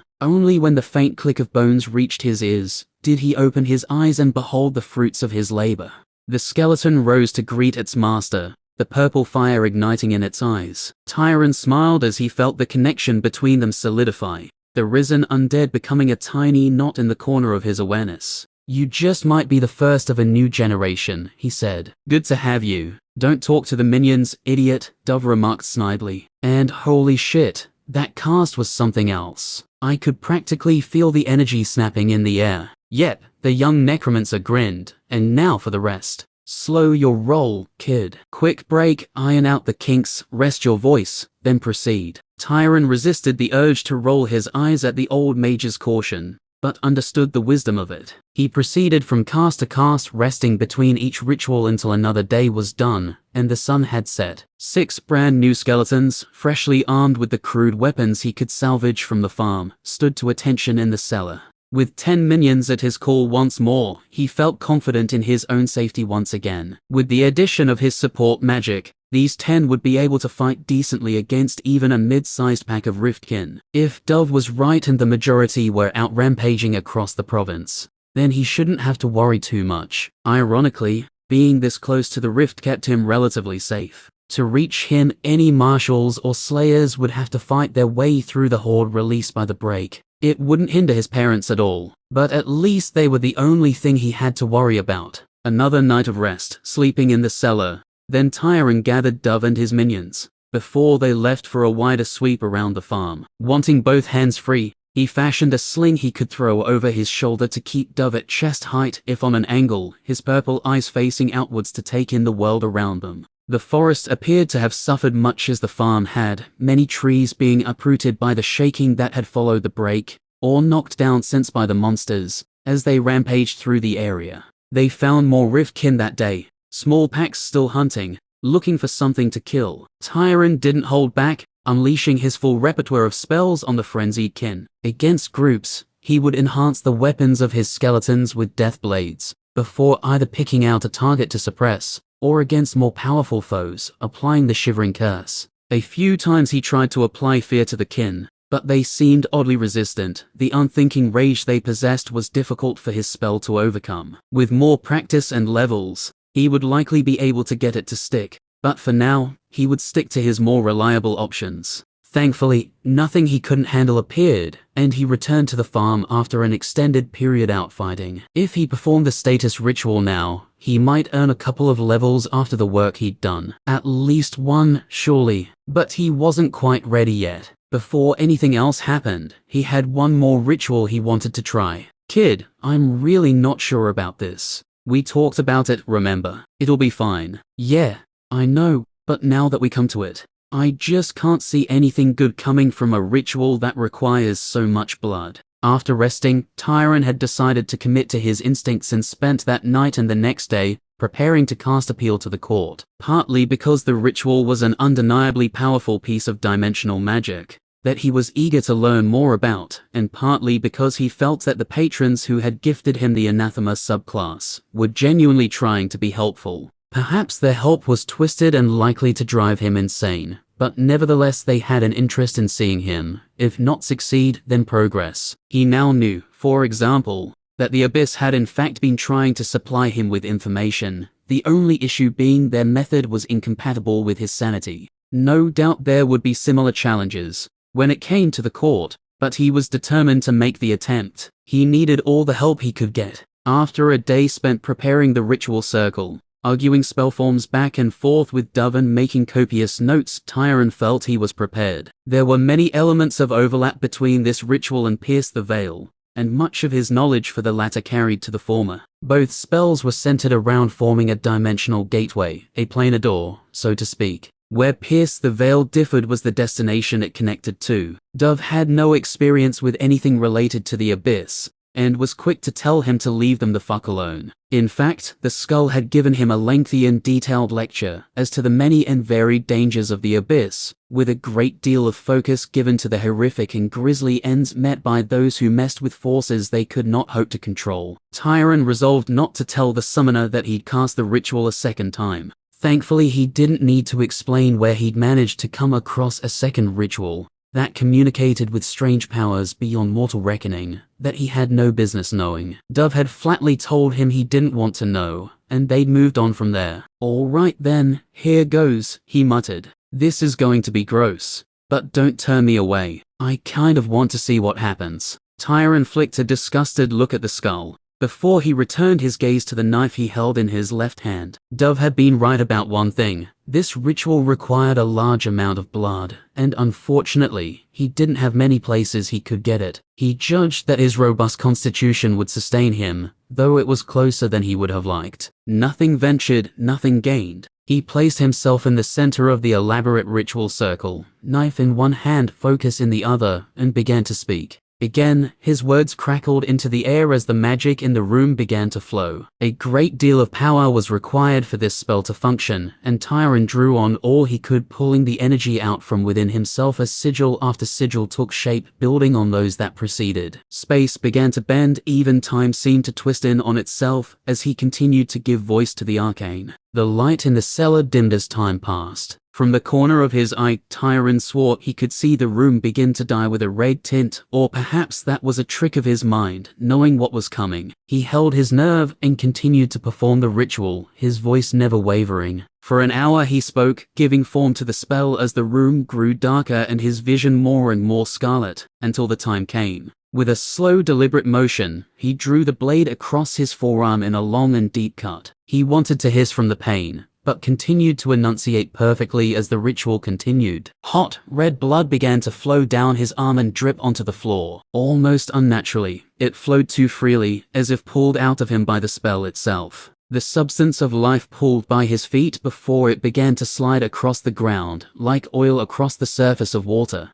He continued to bleed, continued to speak as his vision grew darker and darker. He felt cold. The blood poured from the cut and onto the ground where it shifted and writhed until it found the lines of the ritual circle, which were gradually becoming fully covered in the red liquid. His voice boomed powerfully despite the energy in his body fading. Tyron held on even after his eyes were completely black. and he could no longer see a thing. When the last word left his lips, he swayed heavily on his feet before he caught himself. Careful not to leave the center of the circle, he quickly snatched a bandage from his pocket and wrapped it around his arm, desperate to stop the bleeding as he shivered and waited. "D-Dove," he rasped. I can't see. What's happening?" The first bubbles of panic and disquiet had begun to rise in him. The ritual had succeeded. He knew it had, but he couldn't see. What was going on? "Kid," the voice of the mage rang out gravely. "You remember, a couple of days ago when I told you I would never feel again?" "What?"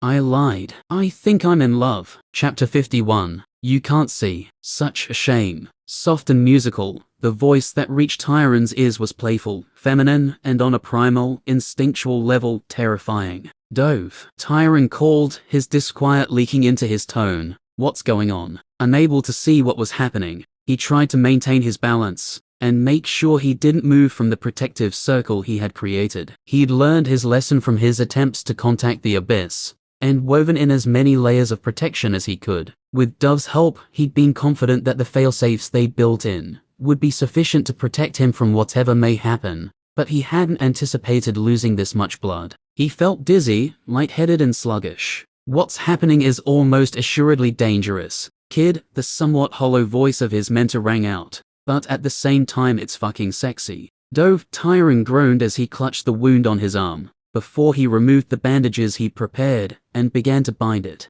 His vision was returning, but slowly. Some light crept in around the edges, but all he had was the impression of red. "You know, my sense of self-preservation is probably all out of whack, given that I'm dead. In future, probably don't rely on me for an accurate assessment of how much trouble you're in." "Not helping," the necromancer forced out between gritted teeth. My, you boys do love to talk. I'm right here. Why don't you speak to me directly? I have so much to say." Tyron tracked the voice as it seemed to shift position, and came to a horrifying realization. A shiver ran down his spine. "Dove," he choked, "is she in the room?" A sharp crack and a flare of light tickled the edges of Tyron's eyes. "Talk to me," that voice hissed, and the sound was like nails being driven straight into his brain. "I'm sorry," he pleaded, and the pressure eased. "I didn't realize what was happening. I haven't cast this ritual before." "Oh, we know." We were beginning to feel neglected. The voice, so sultry and smooth, yet with an underlying tone that promised something he knew he didn't want. He listened carefully as he heard steps begin to circle him. He didn't dare turn,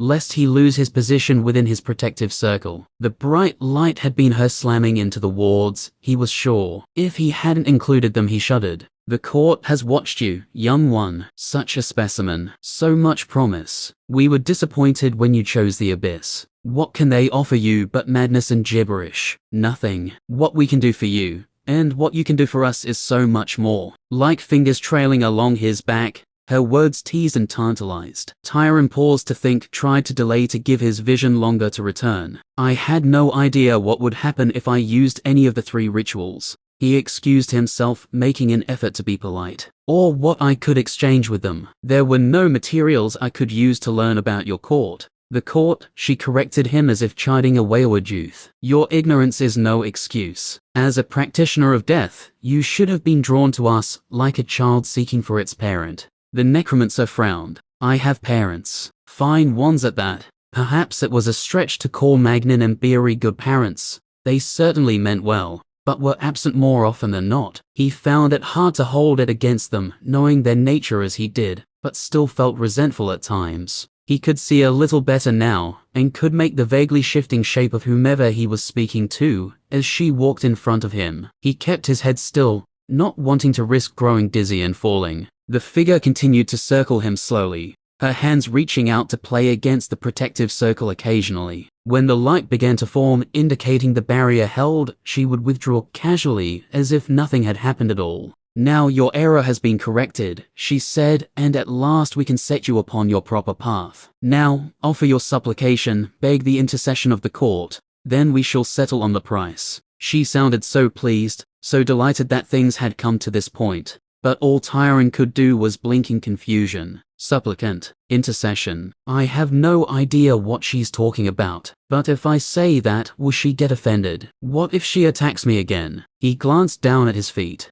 The ward should hold. She shouldn't be able to harm me. Even so, best to play safe. I apologize, he said carefully, but as I said, I don't know anything about the court, what you can offer, or what you might seek in return. If it isn't too rude of me to ask, could you teach me? Perhaps you could start by telling me your name. I'm Tyron Steelham, by the way. Her giggle sounded like dripping blood. I know your name. My mistress has watched you for some time. After all, I must say, it is rare for the court to receive a supplicant that doesn't know what it is they're asking for. How delicious. Perhaps our reach in your realm is not as deep as we might like. It is no matter. I will be pleased to inform you. The blurry form began to move around him once again, and Tyron tried to keep himself steady as his vision improved by small increments. He could make out a little more of her now, but she remained little more than a blurry smear of white in his eyes. Some sort of dress. The cold that had seized his limbs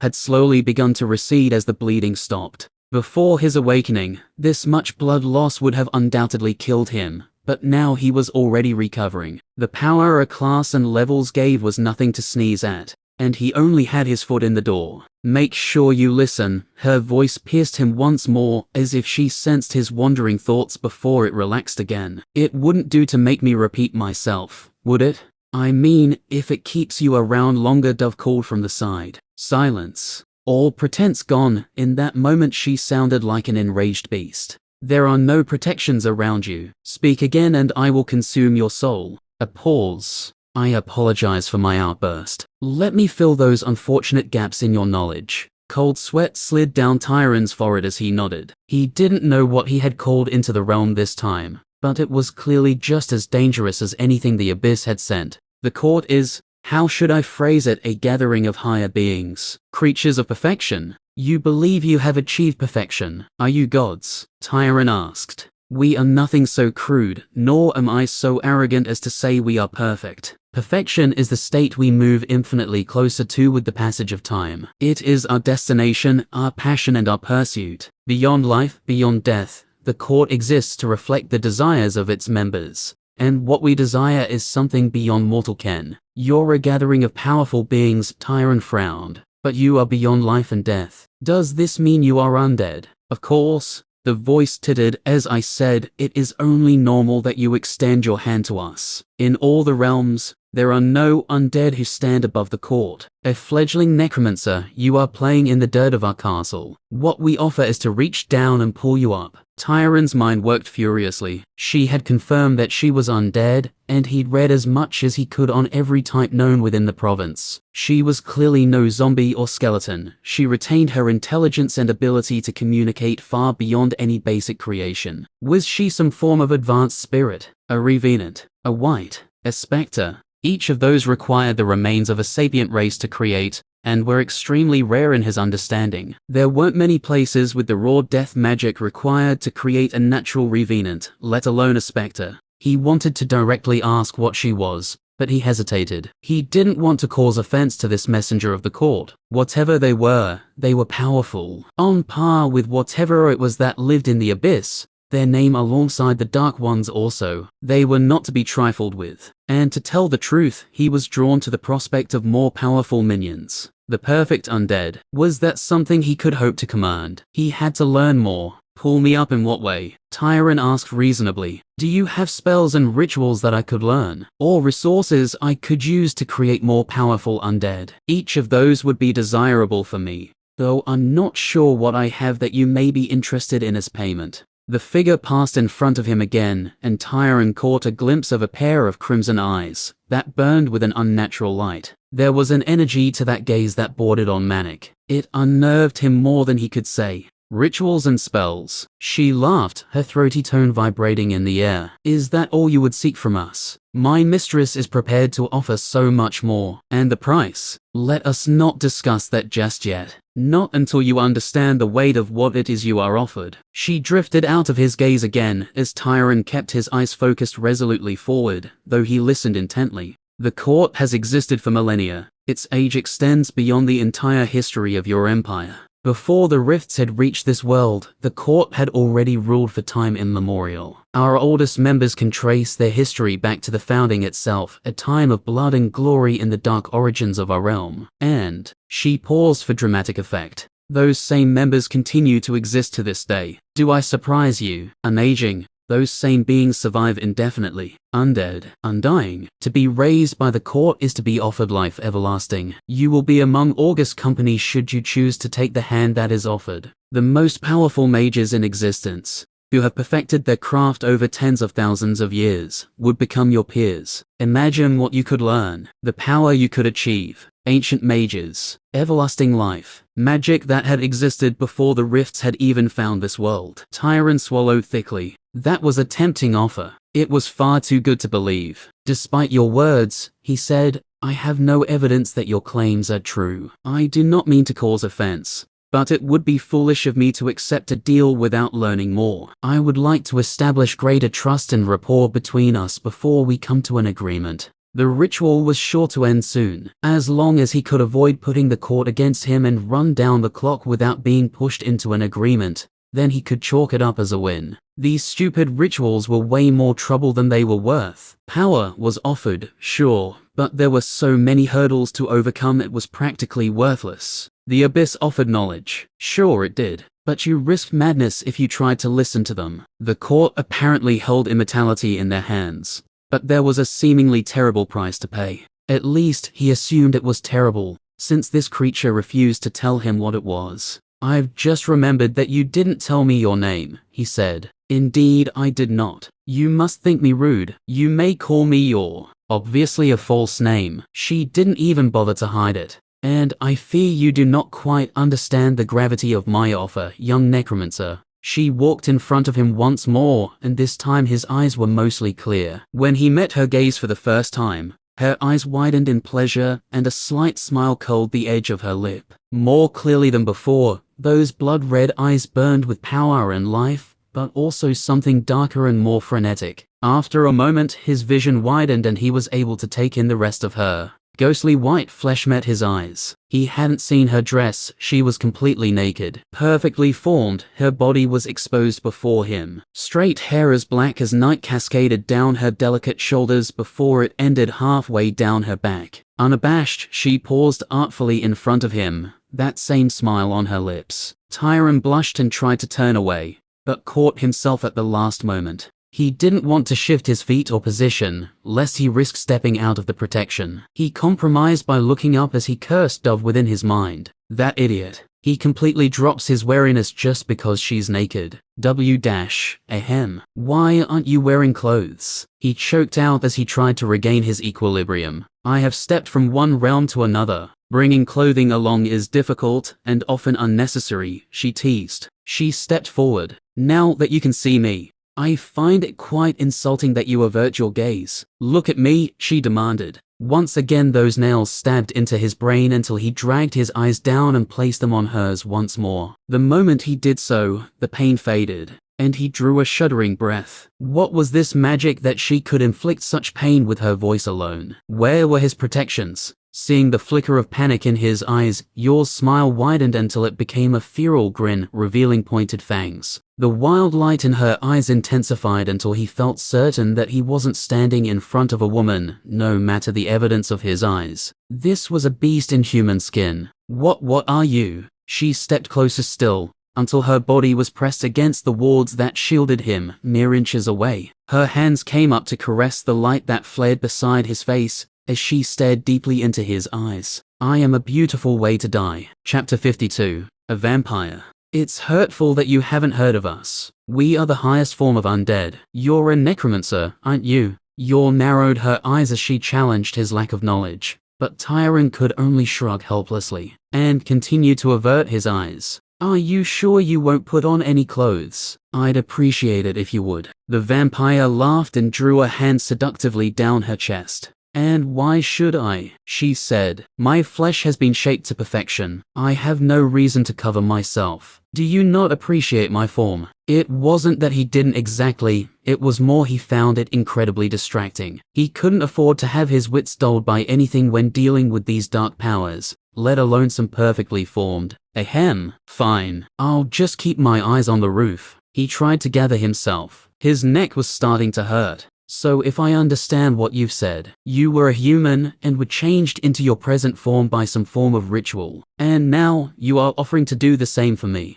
You should be honored. Your arched a delicate, dark brow at him. Many appeal to the court, desperate for our approval, seeking to gain our blessing and join our ranks. Some are required to serve for many years before they are given the chance. Others are never accepted. The less talented are often turned into thralls, that they may serve their betters for eternity as befitting their station. Never-ending slavery. The thought of it rubbed Tyron the wrong way, though he could see why some might accuse him of hypocrisy, considering his own profession. He didn't see raising someone's bones as a skeleton as remotely the same as enslaving them. However, what he had done to Dove, that hit a little closer to home. I'm going to release him, so that doesn't count, he told himself. He hasn't even asked me to set him free lately, so it can't be bothering him that much. I don't really see the need to change my race, though, Tyron said honestly. I'm sure being a vampire has its upsides, but I have plans. Anathema had proven to be extremely powerful for a subclass, but having it pushed on him had certainly lowered his utility. He needed that third subclass slot if he was going to cover for his weaknesses and increase his versatility. Yor stared at him as if he were a misbehaving insect. We are offering you eternal life, she said. You will never age, never grow old. Though this realm will fall to dust trampled under the heel of the Riftkin in 10,000 years' time, still you will endure. She leaned forward to emphasize her words, which caused Tyron to have to lean back further to keep himself focused. At this point, he was almost bent over at a right angle. But there must be significant drawbacks, am I right? He pointed out. Nothing given by the unseen comes for free. There is always a cost, a counterbalance. You may not age, but what is the price you have to pay for the privilege? You speak of cost in the face of immortality. She sneered. There are uncounted millions who would pay any price for that which I offer. You aren't talking to them, Tyron said. You're talking to me.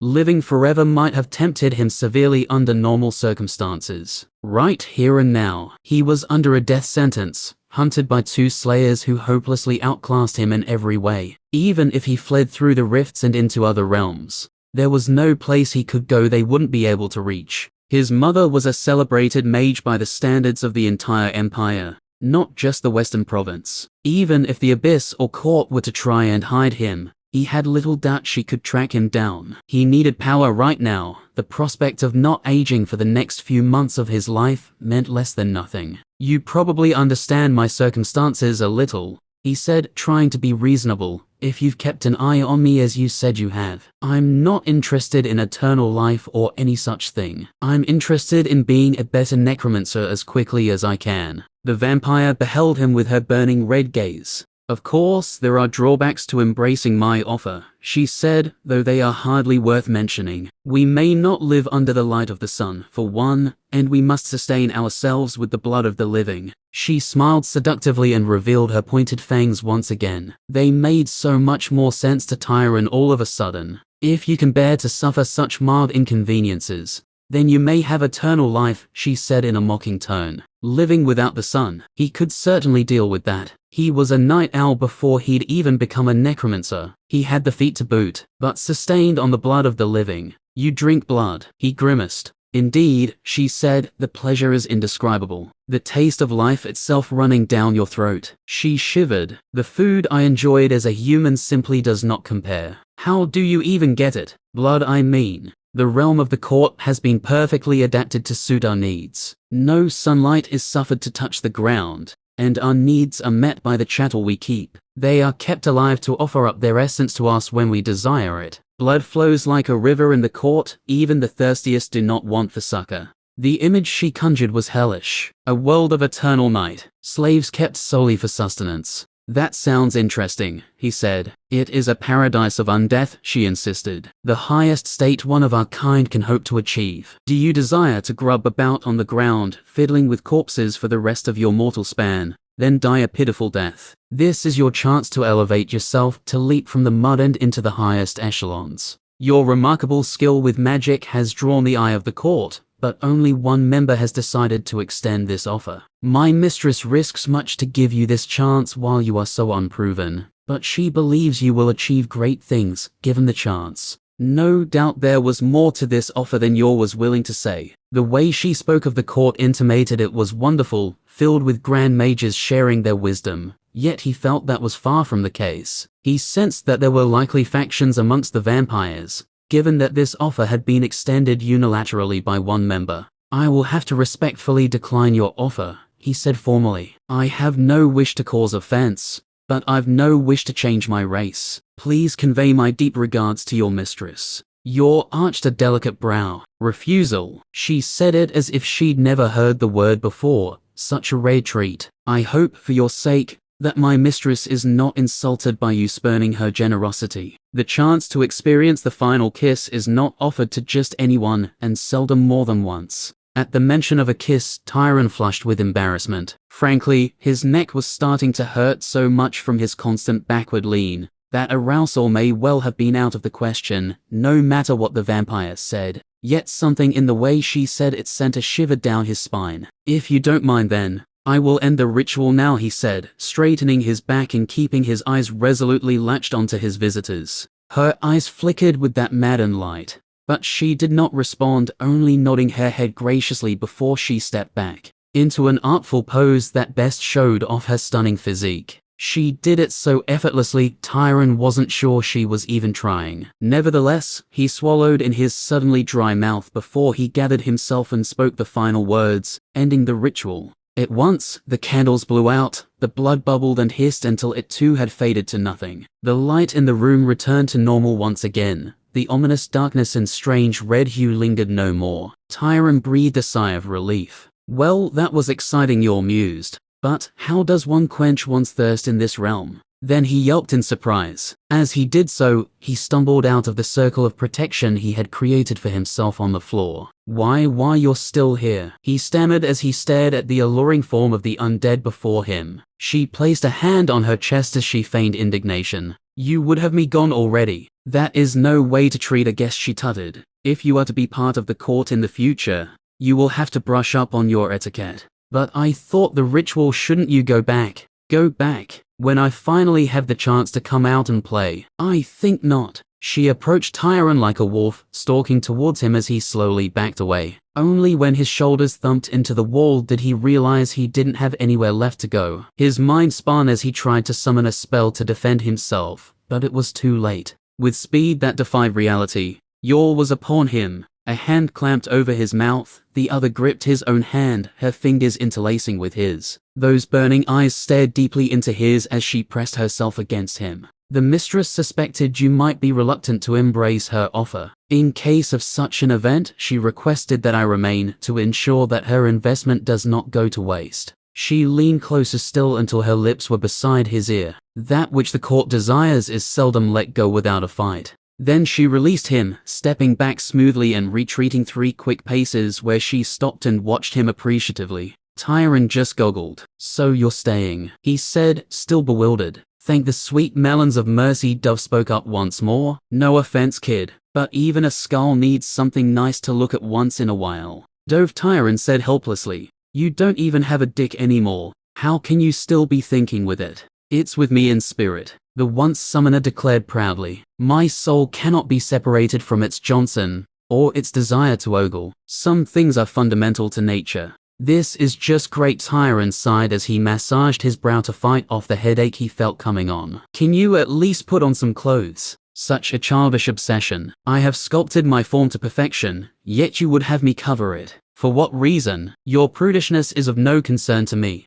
Clearly proud of her appearance, Yor showed little desire to do anything to cover up. Tyron needed to come at it from a different angle. The skull won't stop perving on you unless you get dressed, he stated. That is definitely true, Dove confirmed. Yor looked at the glowing sockets of the skull for a moment. Very well, she sighed. Chapter 53. Woodsedge had seen better days, of that Tyron was sure. He stood on the edge of the clearing. His 10 skeletons formed in a loose ring around him as he gazed on what had once been a proud frontier town. The walls had sustained enormous damage during the break. Large sections looked to have come down due to shaking, rather than being knocked inwards by an impact. Not to say the Rifkin hadn't done their work. Large holes had been punched into the wall in 2 places that he could see from this side. The size and strength of the monster required to deal such damage to the structure was entirely outside of his experience. "Fuck me," Dove said. "They really went to town on the place. Let's get inside and see what we can see." "You're sure there won't be any of those powerful kin around?" "Yes, I'm sure. They don't hang around and poke at ruins. Rifkin are insane, berserk creatures, driven to madness by the wild mana in their realms. They want to hunt and kill,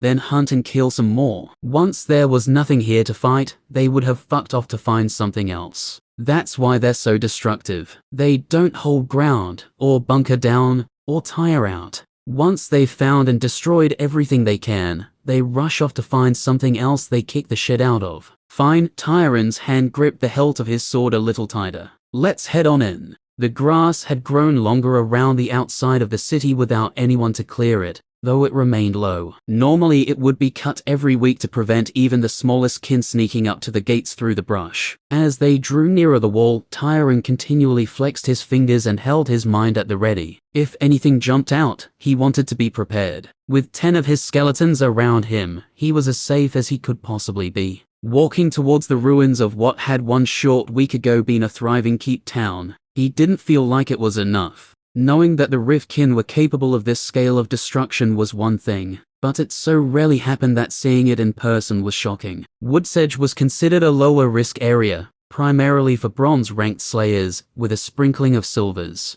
It wasn't even the most dangerous rift in the Western Province, yet here he stood looking out on a level of devastation he never expected to see. When they reached the wall, Tyron decided to walk around it until he found what remained of the gates on the south side. Whenever he found a gap in the wall, he carefully peeked through to see if he could spot any movement. He played his eyes across the broken down buildings and rubble that littered the once clean streets with care. "What are you doing? Get in there, you god's cursed coward." "Shut up," Tyron hissed. "There's nothing here, you dickhead. Get in there. I want to see." Tyron took hold of the skull and ripped open his pack before shoving Dove deep inside and closing the top. He threw it back over his shoulder and tried to ignore the muffled protests of the once summoner. No matter what Dove said, he wanted to be cautious. He was done taking unreasonable risks. When he eventually found the gate, it was surprisingly intact, though still ajar. Some splintering could be seen around the edges where the monsters had clawed at the wood,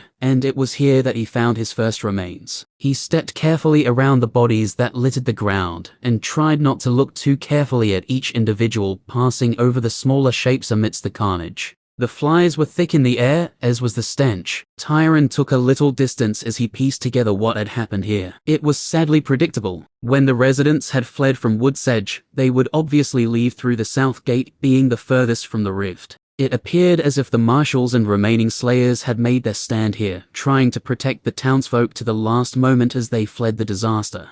They'd already been dead, of course. There was no chance for these people to outrun the break, yet of course they had tried. Seeing the pointless death and loss of innocent lives stirred the old guilt in Tyron's gut, but along with it came a new emotion: anger. It didn't have to be this way. His parents could have prevented this from happening. That was what they did. They were the fixers, the heroes. When there was a problem nobody else could fix, a disaster that could not be prevented, they were the ones who galloped off into the sunset, broad grins on their faces as they rushed into danger, and left him at home alone. Despite the rotten maggots, he could still make out the expressions of horror and fear that twisted the faces of these desperate people. Some were laden down with packs or belongings, the little that they had tried to bring with them as they fled their homes. Others had fallen by carts and wagons, many of which were now marked with the blood of the children who had huddled inside. Wordlessly, he extracted the cursing skull from his pack and pointed him at the tragic scene of the South Road. Dove took it in for a long moment before he spoke.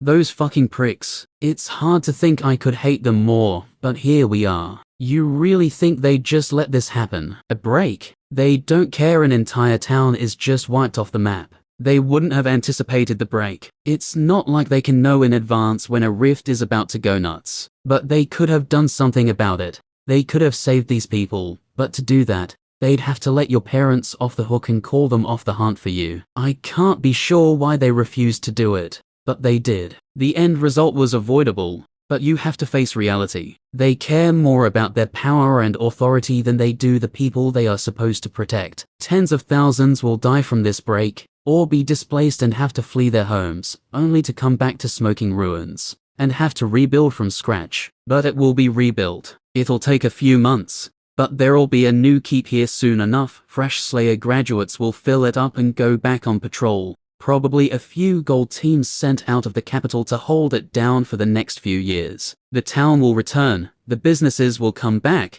the merchants will return. The farmland is still sitting there, people will snap it up cheap, and try and start a new life out of the cities. 10 years' time, you might never notice that this had even happened. Except the rift has grown wider. More powerful kin will come through, the risk of another break is higher. And eventually someone will drop the ball, and it'll happen again, allowing the whole world to slide a little further into disaster. As he moved a little closer, Tyron was forced to step over the remains. One hand held to his nose to try and block the stench. The fighting here had been intense, that much was clear. The number of fallen rift kin was astounding, piles of them left to rot under the sun. The carnage spread down the road in patches. Isolated pockets of resistance that had collapsed under the overwhelming number of monsters all the way to the tree line. Tyron turned his back on the scene without another word, and began to pick his way into the town. It shocked him. The once neat streets were littered with the dead and rubble from collapsed or destroyed buildings. He carried Dove through the ruined streets wordlessly, observers to the ruin that had come to Woodsedge. There were signs of fighting in the streets. Buildings had been ripped open by the ravening kin, so they could destroy the living beings inside. It took a while, but he eventually made his way to the butcher's shop, where he'd had his brief apprenticeship. Surprisingly, it was, for the most part, intact. With the help of his skeletons and a well-placed magic bolt, he broke the door down and stepped inside. From the looks of things, there hadn't been anyone inside, so the kin had mostly left it alone. Even the meat in the back of the shop, which appeared to have been left in a hurry, hadn't been touched. A shame it was likely starting to spoil. Perhaps some had been stored cool enough to be edible. He noticed Hack's prized knives were nowhere to be seen. Hopefully that meant he'd gotten out early to stay ahead of the break. The odds were slim, but if he'd sensed the danger in the air and left when the Slayers were still planning to hold the line, he might have gotten out, along with Madeline and his wife Penelope. Any reason we're looking at all this meat? Dove asked. This was where I learned the butchery skill, Tyron replied as he ran his hands over the benches. I wasn't here long, but the owner, Hacketh, was a good man.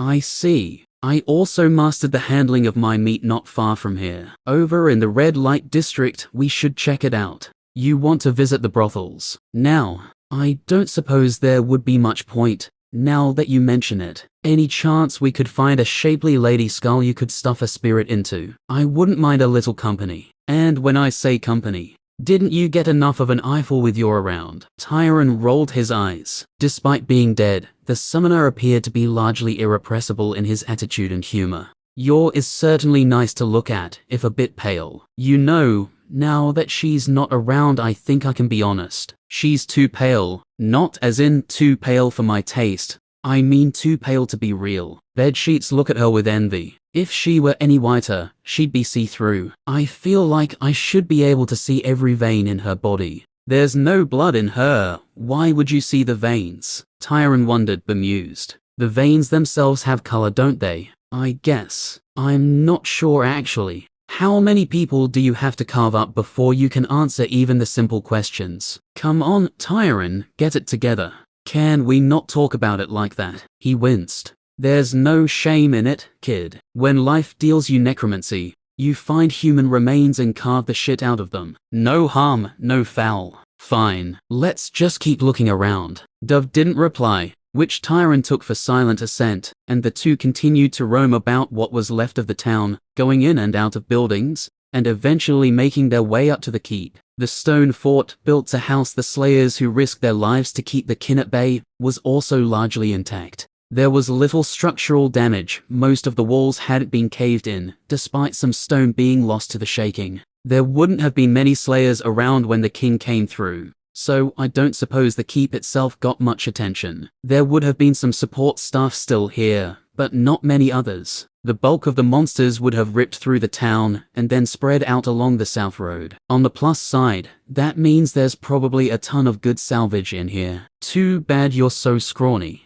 The skeletons can handle some of it. True. As the sun beat down on the keep, the two, along with the 10 undead minions, picked through the keep, and indeed there was quite a bit to find. Slayers were often cash-rich, and many had died in the rift, leaving their belongings behind. Not wanting to be weighed down, Tyron took a generous amount of higher-value coins, replacing the bronze in his pouch with gold and silver where he could. The real wealth they found was in the armory. It had largely been emptied in the defense of Woodsedge, but even so plenty of arms remained. By the time they were done, Tyron had been able to outfit each of his 10 skeletons with a new one-handed weapon and shield. If he had enough magic, he might have been able to put armor on a few of them, but the added weight would drain his energy too quickly. As the hours passed, Dove eventually spoke up. This would be an incredible place to set up. There's a fair bit of food lying around, decent hunting nearby, equipment and resources for your skeletons, and a metric shit ton of fresh human remains. There must be hundreds of them lying about. Think of the research. Think of the levels. Of course,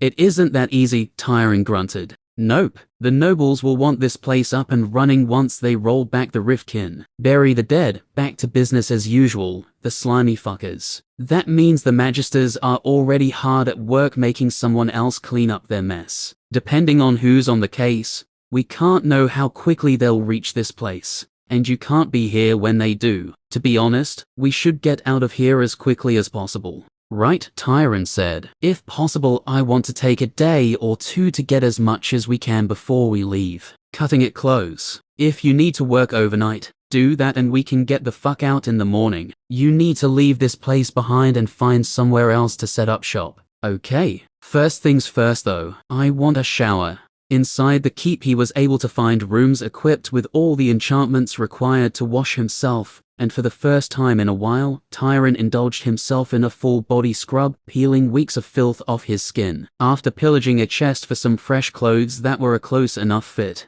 he felt like a new man. With that done, he rolled up his fresh sleeves and got to work. With the help of his skeletons, he was able to unearth an intact cart from the merchant district and begin to load it with supplies. Preserved food, water, a small stash of coin, spare weapons and armor took up space in the cart, but not much. The rest was reserved for the most important cargo. From the middle of that day and through the night, Tyron grit his teeth and set himself to butchering corpses. Along with his minions, he scoured the town, but found most of the best prospects at the south gate. With so many remains on hand, he could afford to be picky, and despite the damage that many had received, he was still able to piece together full skeletons with relative ease. Once the bones had been stripped of flesh and washed, he set them out to dry in full sets, having the skeletons place them separately. By the time morning came, he'd managed to arrange 20 complete skeletons in neat piles on the ground. Once dry, each went into its own sack, which was then placed carefully onto the cart. He was tempted to take another shower after the grisly work,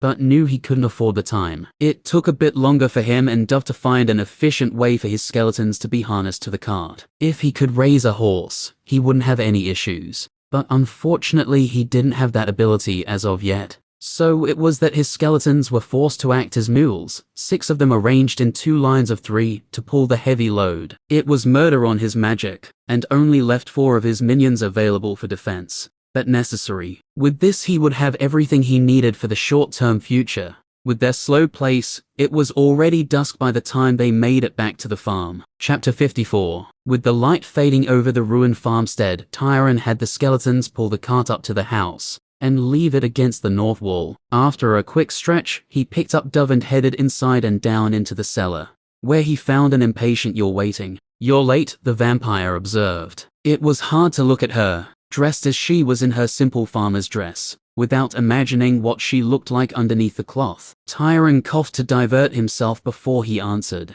"We spent a little time gathering supplies. I used most of the night preparing bones I can use on the journey. If I get time, I can study them and try to work out how the death magic is transferred between them." The beautiful creature raised a curved brow. "All of these things, and so much more, we would teach you if you accepted our offer." It wasn't said in a demanding or demeaning way, simply as a statement of fact, and Tyron nodded easily. This stuff is all basic to you, I'm sure, he shrugged, but I'll figure it out. He wasn't actually as casual as he seemed. He burned to have access to the knowledge of necromancy that Yor had tucked away in her head, but he had no means to get it that he was comfortable with. Left with no other option, he was forced to puzzle it out through trial and error on his own. He had confidence he would get there, but it would be a frustrating and wasteful process. He'd likely lose a lot of raw materials, but even worse, he would lose time, the thing he had least to spare. I need to take a nap.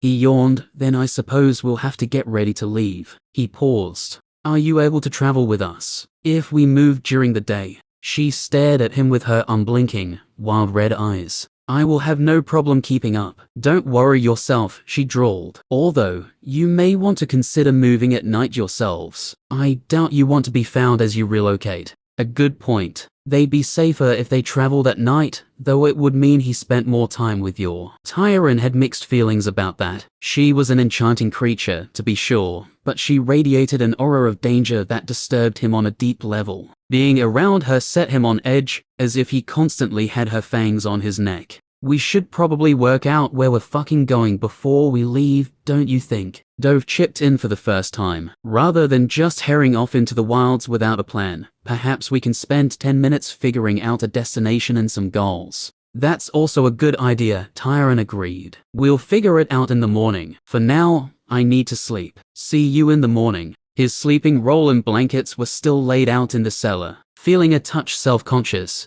he stripped down and rolled in, making himself comfortable under the watchful eyes of not one, but two undead. You aren't going to take a bite out of him, are you? He heard Dove ask. I am not so hungry, yet, Yor said. Inactive as I've been, I do not need to drink often. I am not so young. I, wasn't referring to drinking, the skull hinted. I was meaning something a little more pleasurable. Were you still a mortal, you would find that there is nothing quite as pleasurable as my bite. He could almost hear Yor's smirk. I'm talking about fucking. Why are you making me come out and say it, woman? It's downright rude, it is. It's enough to make a fleshless skull blush. I'm pretty sure the kid's a virgin, and I wouldn't want him to die that way. You're a bit of an exhibitionist. I can't imagine you're that averse to the idea. Dove. I'm still awake, Tyron grated without rolling over. Of course you are, dickhead. You wouldn't want to get laid while you were asleep.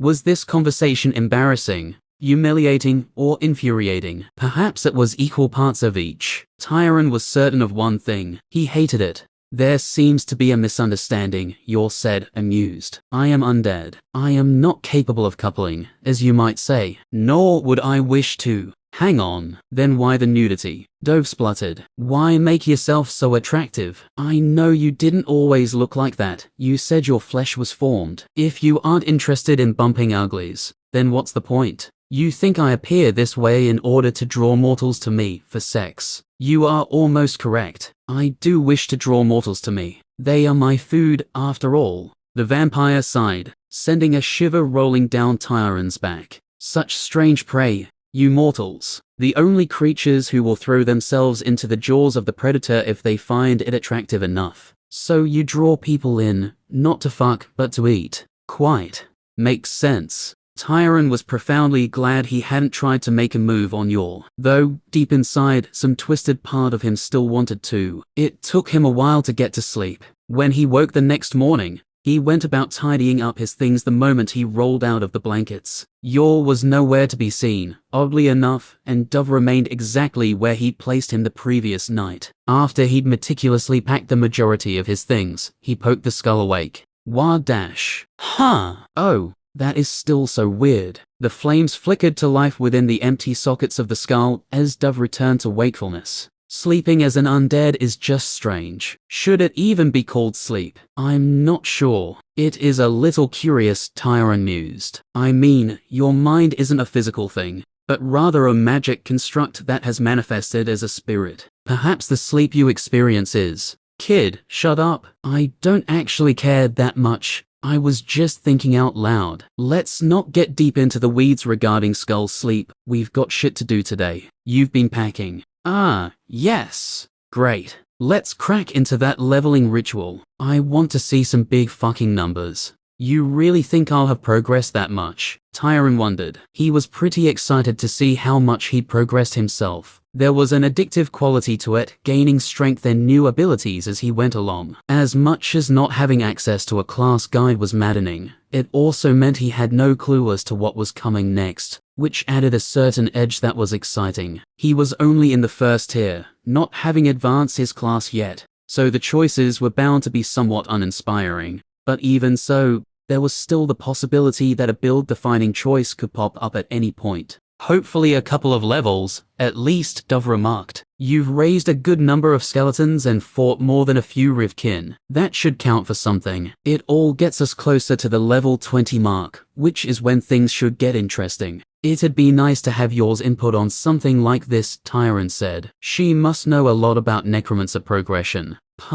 She might not. To get that information requires that you pay a price you seem unwilling to pay. Best not to worry about it and get on with things. You're right. It didn't take long to get a clean sheet of paper. Moments later, he enacted the simplest and most profound of all rituals. Events. Dismembering remains has increased your proficiency. Use of the magic bolt spell against a living creature has increased your proficiency. Your ability to appraise remains through means mundane, and magical has increased proficiency. Corpse appraisal has reached level 4. Your skill in preparing human remains for the transition to undead has increased proficiency. Corpse preparation has reached level 4. Use of spell suppress mind has increased proficiency. Suppress mind has reached 4. Use of fear has increased proficiency. Fear has reached level 2. Application of the Shivering Curse has increased proficiency. Shivering Curse has reached level 3. Your creation of new undead has increased proficiency. Raise Dead has reached level 6.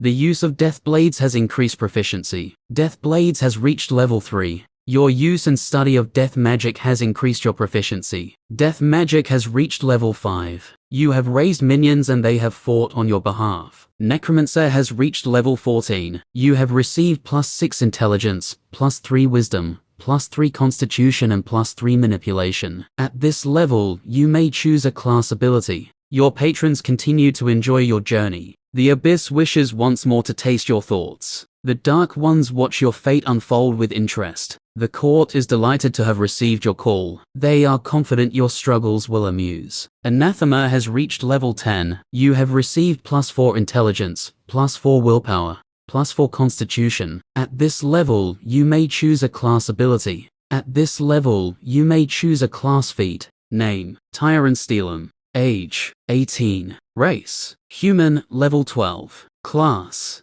Necromancer, level 14. Subclasses, Anathema, level 10. None. None locked. Racial feats, level 5. Steady Hand, level 10. Night Owl. Attributes, Strength, 12. Dexterity, 11. Constitution, 46. Intelligence, 63. Wisdom, 31. Willpower, 36. Charisma, 16. Manipulation, 23. Poise, 13. General skills. Arithmetic, level 5 right parenthesis max. Handwriting, level 4. Concentration, level 5 right parenthesis max. Cooking, level 1. Sling, level 3. Swordsmanship, level 1. Sneak, level 3. Butchery, level 3. Skill selections available. 2. Necromancer skills. Corpse appraisal, level 4. Corpse preparation, level 4. Death magic, level 5. General spells. Globe of light, level 5 right parenthesis max. Sleep, level 4. Magic bolt, level 4. Necromancer spells. Raise Dead, level 6. Bone stitching, level 4. Commune with spirits, level 3. Shivering curse, level 3. Death blades, level 3. Anathema spells. Pierce the Veil, level 4. Appeal to the Court, level 2. Suppress Mind, level 4. Repository, level 2. Fear, level 2. Necromancer feats. Skeleton focus 2. Anathema feats. Repository. Mysteries. Spell shaping. Int +3. Wis +3. Words of power. Wis +3. Char +3. Necromancer level 14. Choose an additional spell. Shorten Raised Dead, a modified version of Raised Dead that is quicker to cast. Bewildering Curse, disorient and confuse those affected. Flesh Mending, repair dead flesh. Bone Mending, repair damaged bone. Bone Armor, form bones into a simple armor. Please choose an additional skill. Flesh Crafting, mold flesh as clay. Empower Servant, feed mana to your minions. Undead Control, better control of minions. Flesh Joining, connect multiple bodies together. Anathema, level 10, choose an additional spell. Dark Communion, beg intercession from the Dark Ones. Air of Menace, surround oneself in a dread aura. Pain, inflict the target with severe pain. Invasive Persuasion, open a weakness to manipulation in a suppressed mind. Fear, implant, leave an impression of fear within a suppressed mind. Blood Healing, convert the blood of others to a healing serum. Eyes of Blood, see sources of blood nearby. Anathema, level 10, choose one of the following. Blood Magic, I convert a portion of blood to magic. Rot Aura, promote decay in an area around you. Abyss, flesh, the extremities of your body become malleable. Drain Life, striking a living foe with a damaging spell will heal the caster. Skillful Tongue, increase persuasiveness modified by manipulation. Scent of Sin, find others aligned to your patrons by scent. Storm Vision, enhance the sensitivity of the item magic. Wall of Thought, I improve defense against intrusive mental effects. Favored Child, learn all 3 commune rituals. Such an incredible haul. 3 full levels in Necromancer and a further 2 in Anathema. He had 2 Necromancer choices to make, along with a feat and a spell for Anathema. Even more pleasing was the continued progress in his fundamental skills. Death Magic had increased corpse preparation, and appraisal had also gone up. His continued use of the Curse and Death Blades continued to improve those spells as well. He knew how important it was that he maximize his core skills before reaching level 20. There was a long road to go, but he was walking steadily towards that goal. The improvement to Anathema he was less happy with. Although some of the abilities had been useful, without the repository ritual he would never have been able to save Dove. He didn't like having to rely on the patrons. Even worse, the abilities he could choose from this subclass were becoming progressively more disturbing. He wanted nothing of them. He was reluctant to even choose a feat. Concentrate on Necromancer first. He had 2 choices to make, and it wasn't hard to see the direction of some of the new options. Zombie-focused Necromancers seemed to come into a lot of power rather quickly, probably to make up for the weaker minions they relied on. With Flesh Crafting, Flesh Mending and now Flesh Joining, he surmised it would be possible to create undead golems, a homunculus of several bodies molded together to form a more powerful zombie. It would be painstaking and difficult work to create one that functioned well. Unless the body was well formed, the magic drained would be horribly inefficient. Tyron stopped himself from thinking any further on it. He didn't need to worry, as his path was that of the skeleton. No matter what flesh-related skills came up, he didn't need to think on them. Indeed, why worry about that rubbish when a spell he had long awaited had finally appeared? Bone Mending. Now, he could use magic to repair damaged skeletons. If he guessed correctly, not only did that mean he could mend damage done to his skeletal minions,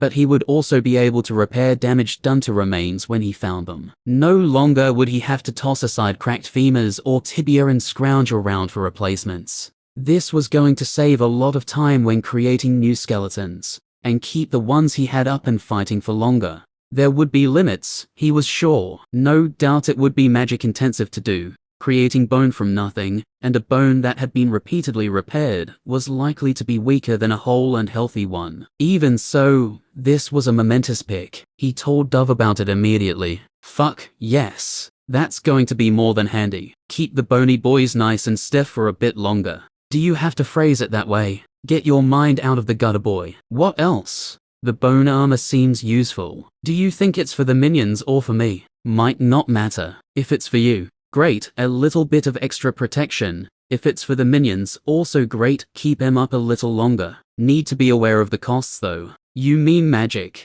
That, and also the bones themselves. If you need bones for skeletons, and also bones for armor, it'll put a squeeze on the supply, if you take my meaning. You're right. Still, anything that might help improve the minions would be worth it. Tyron happily put a mark next to bone mending and bone armor with his bloody thumb, before he turned to the anathema choices. Many of the feats felt distasteful, and he wasn't sure which to go for. Ultimately, he decided that Wall of Thoughts I would be the best pick. The danger of being manipulated was high, especially considering the strange forces he was playing within the Abyss and Court. Better safe than sorry. As to the spells, he honestly disliked most of them, and didn't feel like he could consult Dove about it either. Ultimately, he picked the final of the 3 initial rituals, more to avoid making a choice than from any desire to actually use it. After meeting Yor, he was cured of his need to attempt powerful, forbidden rituals for the time being. After confirming his choices, he ended the ritual and tensed at the sudden rush of changes. It was overwhelming,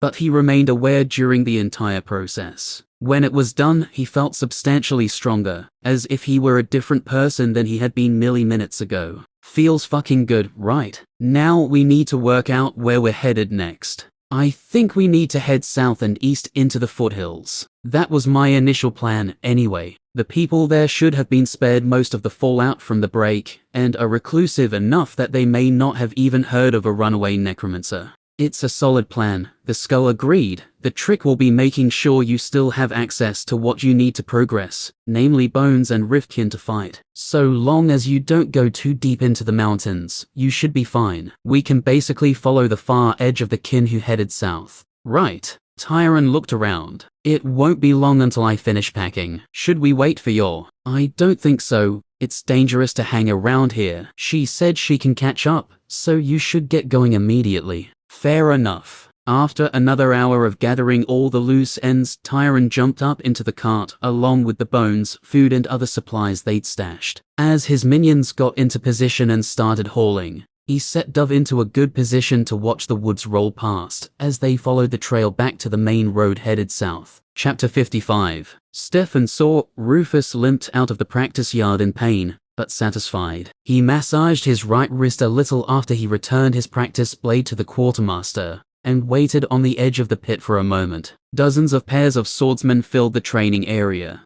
kicking up the sand with each step and twist as they dueled back and forth under the watchful eye of the drillmaster. Footwork, footwork, footwork. The grizzled bear of a man bellowed for what felt like the 100th time that afternoon. If you want to fight with a blade, you need the kind of balance that would make a dancer shit with envy. Perfect steps. Every fucking time. Morrison, get your ass up and square off. I don't want to hear complaints, you mooling sack of sick. Don't say shit until you move your damn feet properly. Rufus watched with a smirk he didn't bother to hide as Kalen, the former silver-ranked slayer and current swordmaster of the Blue Steel Academy, descended on the poor unfortunate who had pissed him off this time. The man was brutal in word and deed. The men and women who dropped into the pit, the sand-floored training yard given to weapons practice, were pushed right to their limits. If he didn't have a reputation for turning out high-quality graduates, nobody would put up with it. His emphasis on footwork was especially grating to many of the newly awakened sword specialists. Once Rufus had gained his class, he'd been obsessed with his sword. He didn't feel complete without it in his hand. His swordsmanship skill had practically sung to him as he took the blade in his grip, turned his wrists at precise angles, swung his arms with momentum, and felt the satisfying cut of the blade through the air. Only once he started training here, Kalen had forced them into weeks of foot drills. The man was obsessed with footwork and didn't let them touch a blade until he was satisfied they could move properly. Rufus had adapted faster than most due to the few things he'd managed to pick up watching Magnan as closely as he had. The few times the master swordsman had practiced where anyone could watch him, Rufus had seen how carefully and how much focus he put on his feet, often putting down his famed sword to step through motions with nothing in his hands. If the Century Slayer could focus on his feet, Rufus could certainly do the same. You still rubbing that wrist? Maybe this time you'll guard properly, you daft bastard. Rufus grinned as his training partner approached.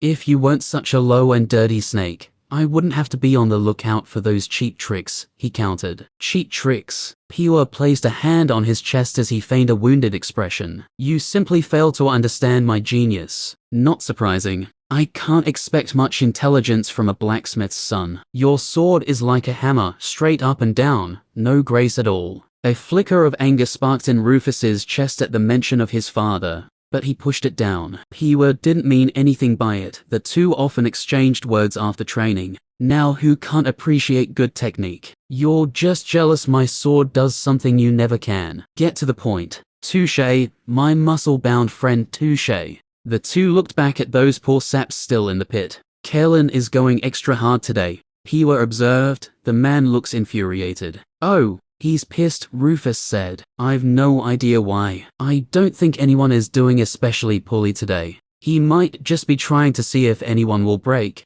Rufus turned to his partner with a brow raised. Give up and quit, Piwa elaborated. I think he wants to weed out anyone who he doesn't think is mentally tough enough. A crude but effective way of making sure everyone who graduates is capable of absorbing an endless amount of vitriol. If they can't handle this, they'd never make it as a Slayer, Rufus shrugged, and the two began to make their way out of the training area and back towards the dorms. Not everyone who gets the swordsman class wants to be a Slayer, as well you know, Piwa rolled his eyes. Just because all of you halfwits dream of being Magnan Steelum doesn't mean I have to. You'll be a crap duelist. Rubbish, and you know it. If you didn't want to be like Magnan, why travel here to train? You know damn well almost every school in the West bases their methods on that man. You could have stayed north and trained up there. An unfortunate side effect of having every martial class in the province worshipping the one swordsman, Piwa sighed, is that you end up with extremely capable trainers. As much as people don't like to admit it, the finest schools for training sword-based classes are here in Kenmore. If I'm going to be the best, I need to be trained by the best. Aren't there better and more respected schools in Central, run by the finest blade masters alive? Yes, my family might have money, but they don't have that sort of money. Fair enough. The two walked in companionable silence the rest of the way, as they allowed the cool air to dry off their sweat. A wash would be needed soon to remove the grit and sand that still clung to them, but for now, Rufus was content. He may not have gotten everything he wanted when he left home, but he got enough. He was here, away from his useless prick of a father, training to fulfill his dreams. He felt as if his life had finally started. He trained hard, dedicated himself, and soon he would be able to get out into the field to start killing Riftkin. From there it was only a matter of time until he was a full Slayer. And Tyron would be dead somewhere in a ditch. I'll see you later, Piwa, he said as he clapped his friend on the shoulder. I'm going to drop in on Laurel. The other man pulled a face. Really? He shook his head, no accounting for taste.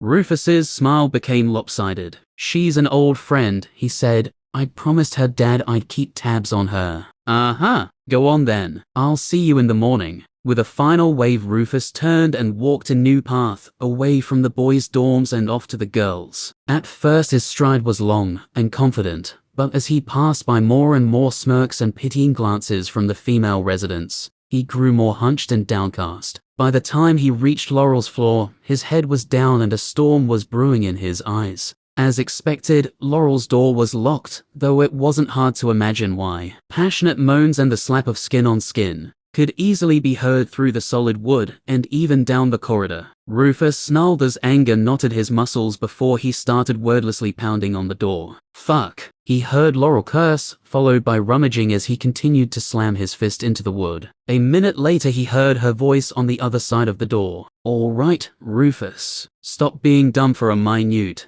and I'll open it. He clenched his teeth and stepped back, giving space for the door to swing open. Laurel was revealed. Her hair disheveled, face flushed, still sweaty from her exertions, dressed only in a shirt that stopped midway down her thighs. She stared at him, irritated. What? She said. Who's inside? Rufus grated. Is it any of your fucking business? Who's inside? Fuck off. The two stared at each other, anger simmering in both of them, before a male voice called from inside the room. Hey, don't worry about it. About time I made myself scarce anyway. A tousle-haired blonde man, skinny and mousy looking, stepped forward with a wry smile on his face and his shoes in one hand. I'm nice to meet you. He held out his hand to Rufus for a second, and let it hang there, while the swordsman made no move to reach for it until he let it drop with a shrug. All right then. Nice to, see you, Laurel. I'll catch you next time. With a wink and a thumbs up, Jer brushed past Rufus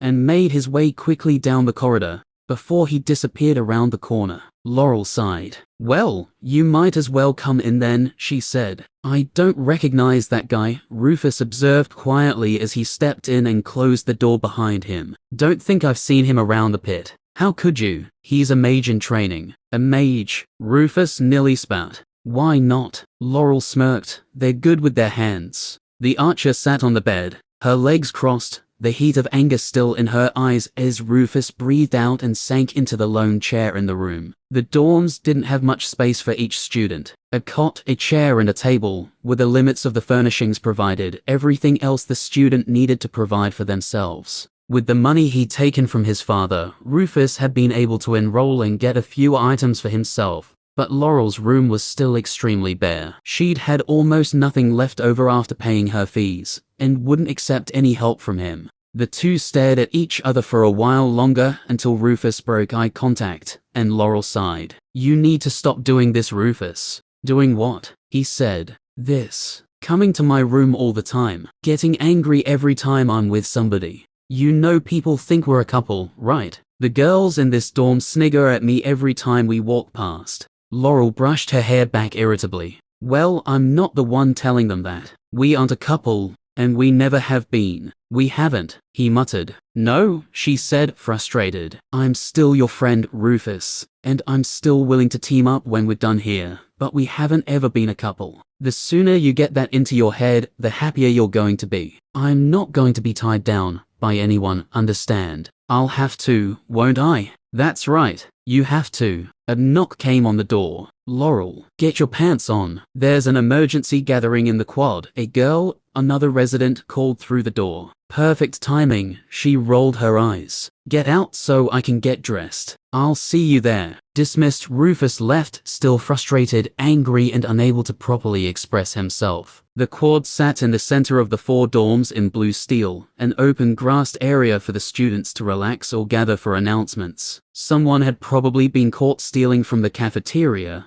and was about to get their head kicked in and expelled. When he made it downstairs, he found most of the residents already gathered, talking amongst themselves, bored and uninterested for the most part. It looked as if several had come from interrupted classes. Some of the sword students had clearly still been in the pit when the call came through, covered in sand and dirt as they were. A few minutes later, Laurel rushed up behind him. Did I miss anything? She asked. Her steps were so silent he didn't hear her approach at all, but managed to restrain his jump when she spoke. Nothing yet. Looks like it won't be long though. He pointed to the headmaster gathering with several other staff near the raised platform on one end of the quad. Most students seemed to notice at roughly the same time he did, the level of chatter dimming quickly to a low mutter until finally the aged head of the academy stepped onto the stage. Another veteran silver-ranked slayer, Ruth Finner, had a long and successful career as a battle mage fighting in the toughest rifts the Western Province had to offer. Her appearance commanded the respect of all the newly awakened students, and an instant hush fell. I won't mince words with you, she called, her voice easily carrying over the crowd. Runners have come and brought word of a disaster to the northwest. There has been a break at the rift near Wood's Edge. Rufus immediately clenched his fists as worried voices broke into chatter around him. A break was a rare event, especially one so close. Foxbridge wasn't far south of the border keep. It would be directly in the line of the monsters. He glanced toward Laurel, but her expression was bland, as if this news had no effect on her. The head held up a hand to restore quiet. High-ranking slayers have been dispatched to blunt the spread of rift kin, but there is a shortage of personnel. We lost over 200 good slayers from the local fort as they sacrificed their lives to allow others a chance to escape. It was a dangerous job, and everyone here knew it. But that didn't mean the loss of so many didn't have an impact. Slayers were the strongest, bravest, and most capable of all. 200 shouldn't just die for nothing. It's very early in your training for you to be in the field, but this is a dire situation that needs to be resolved quickly,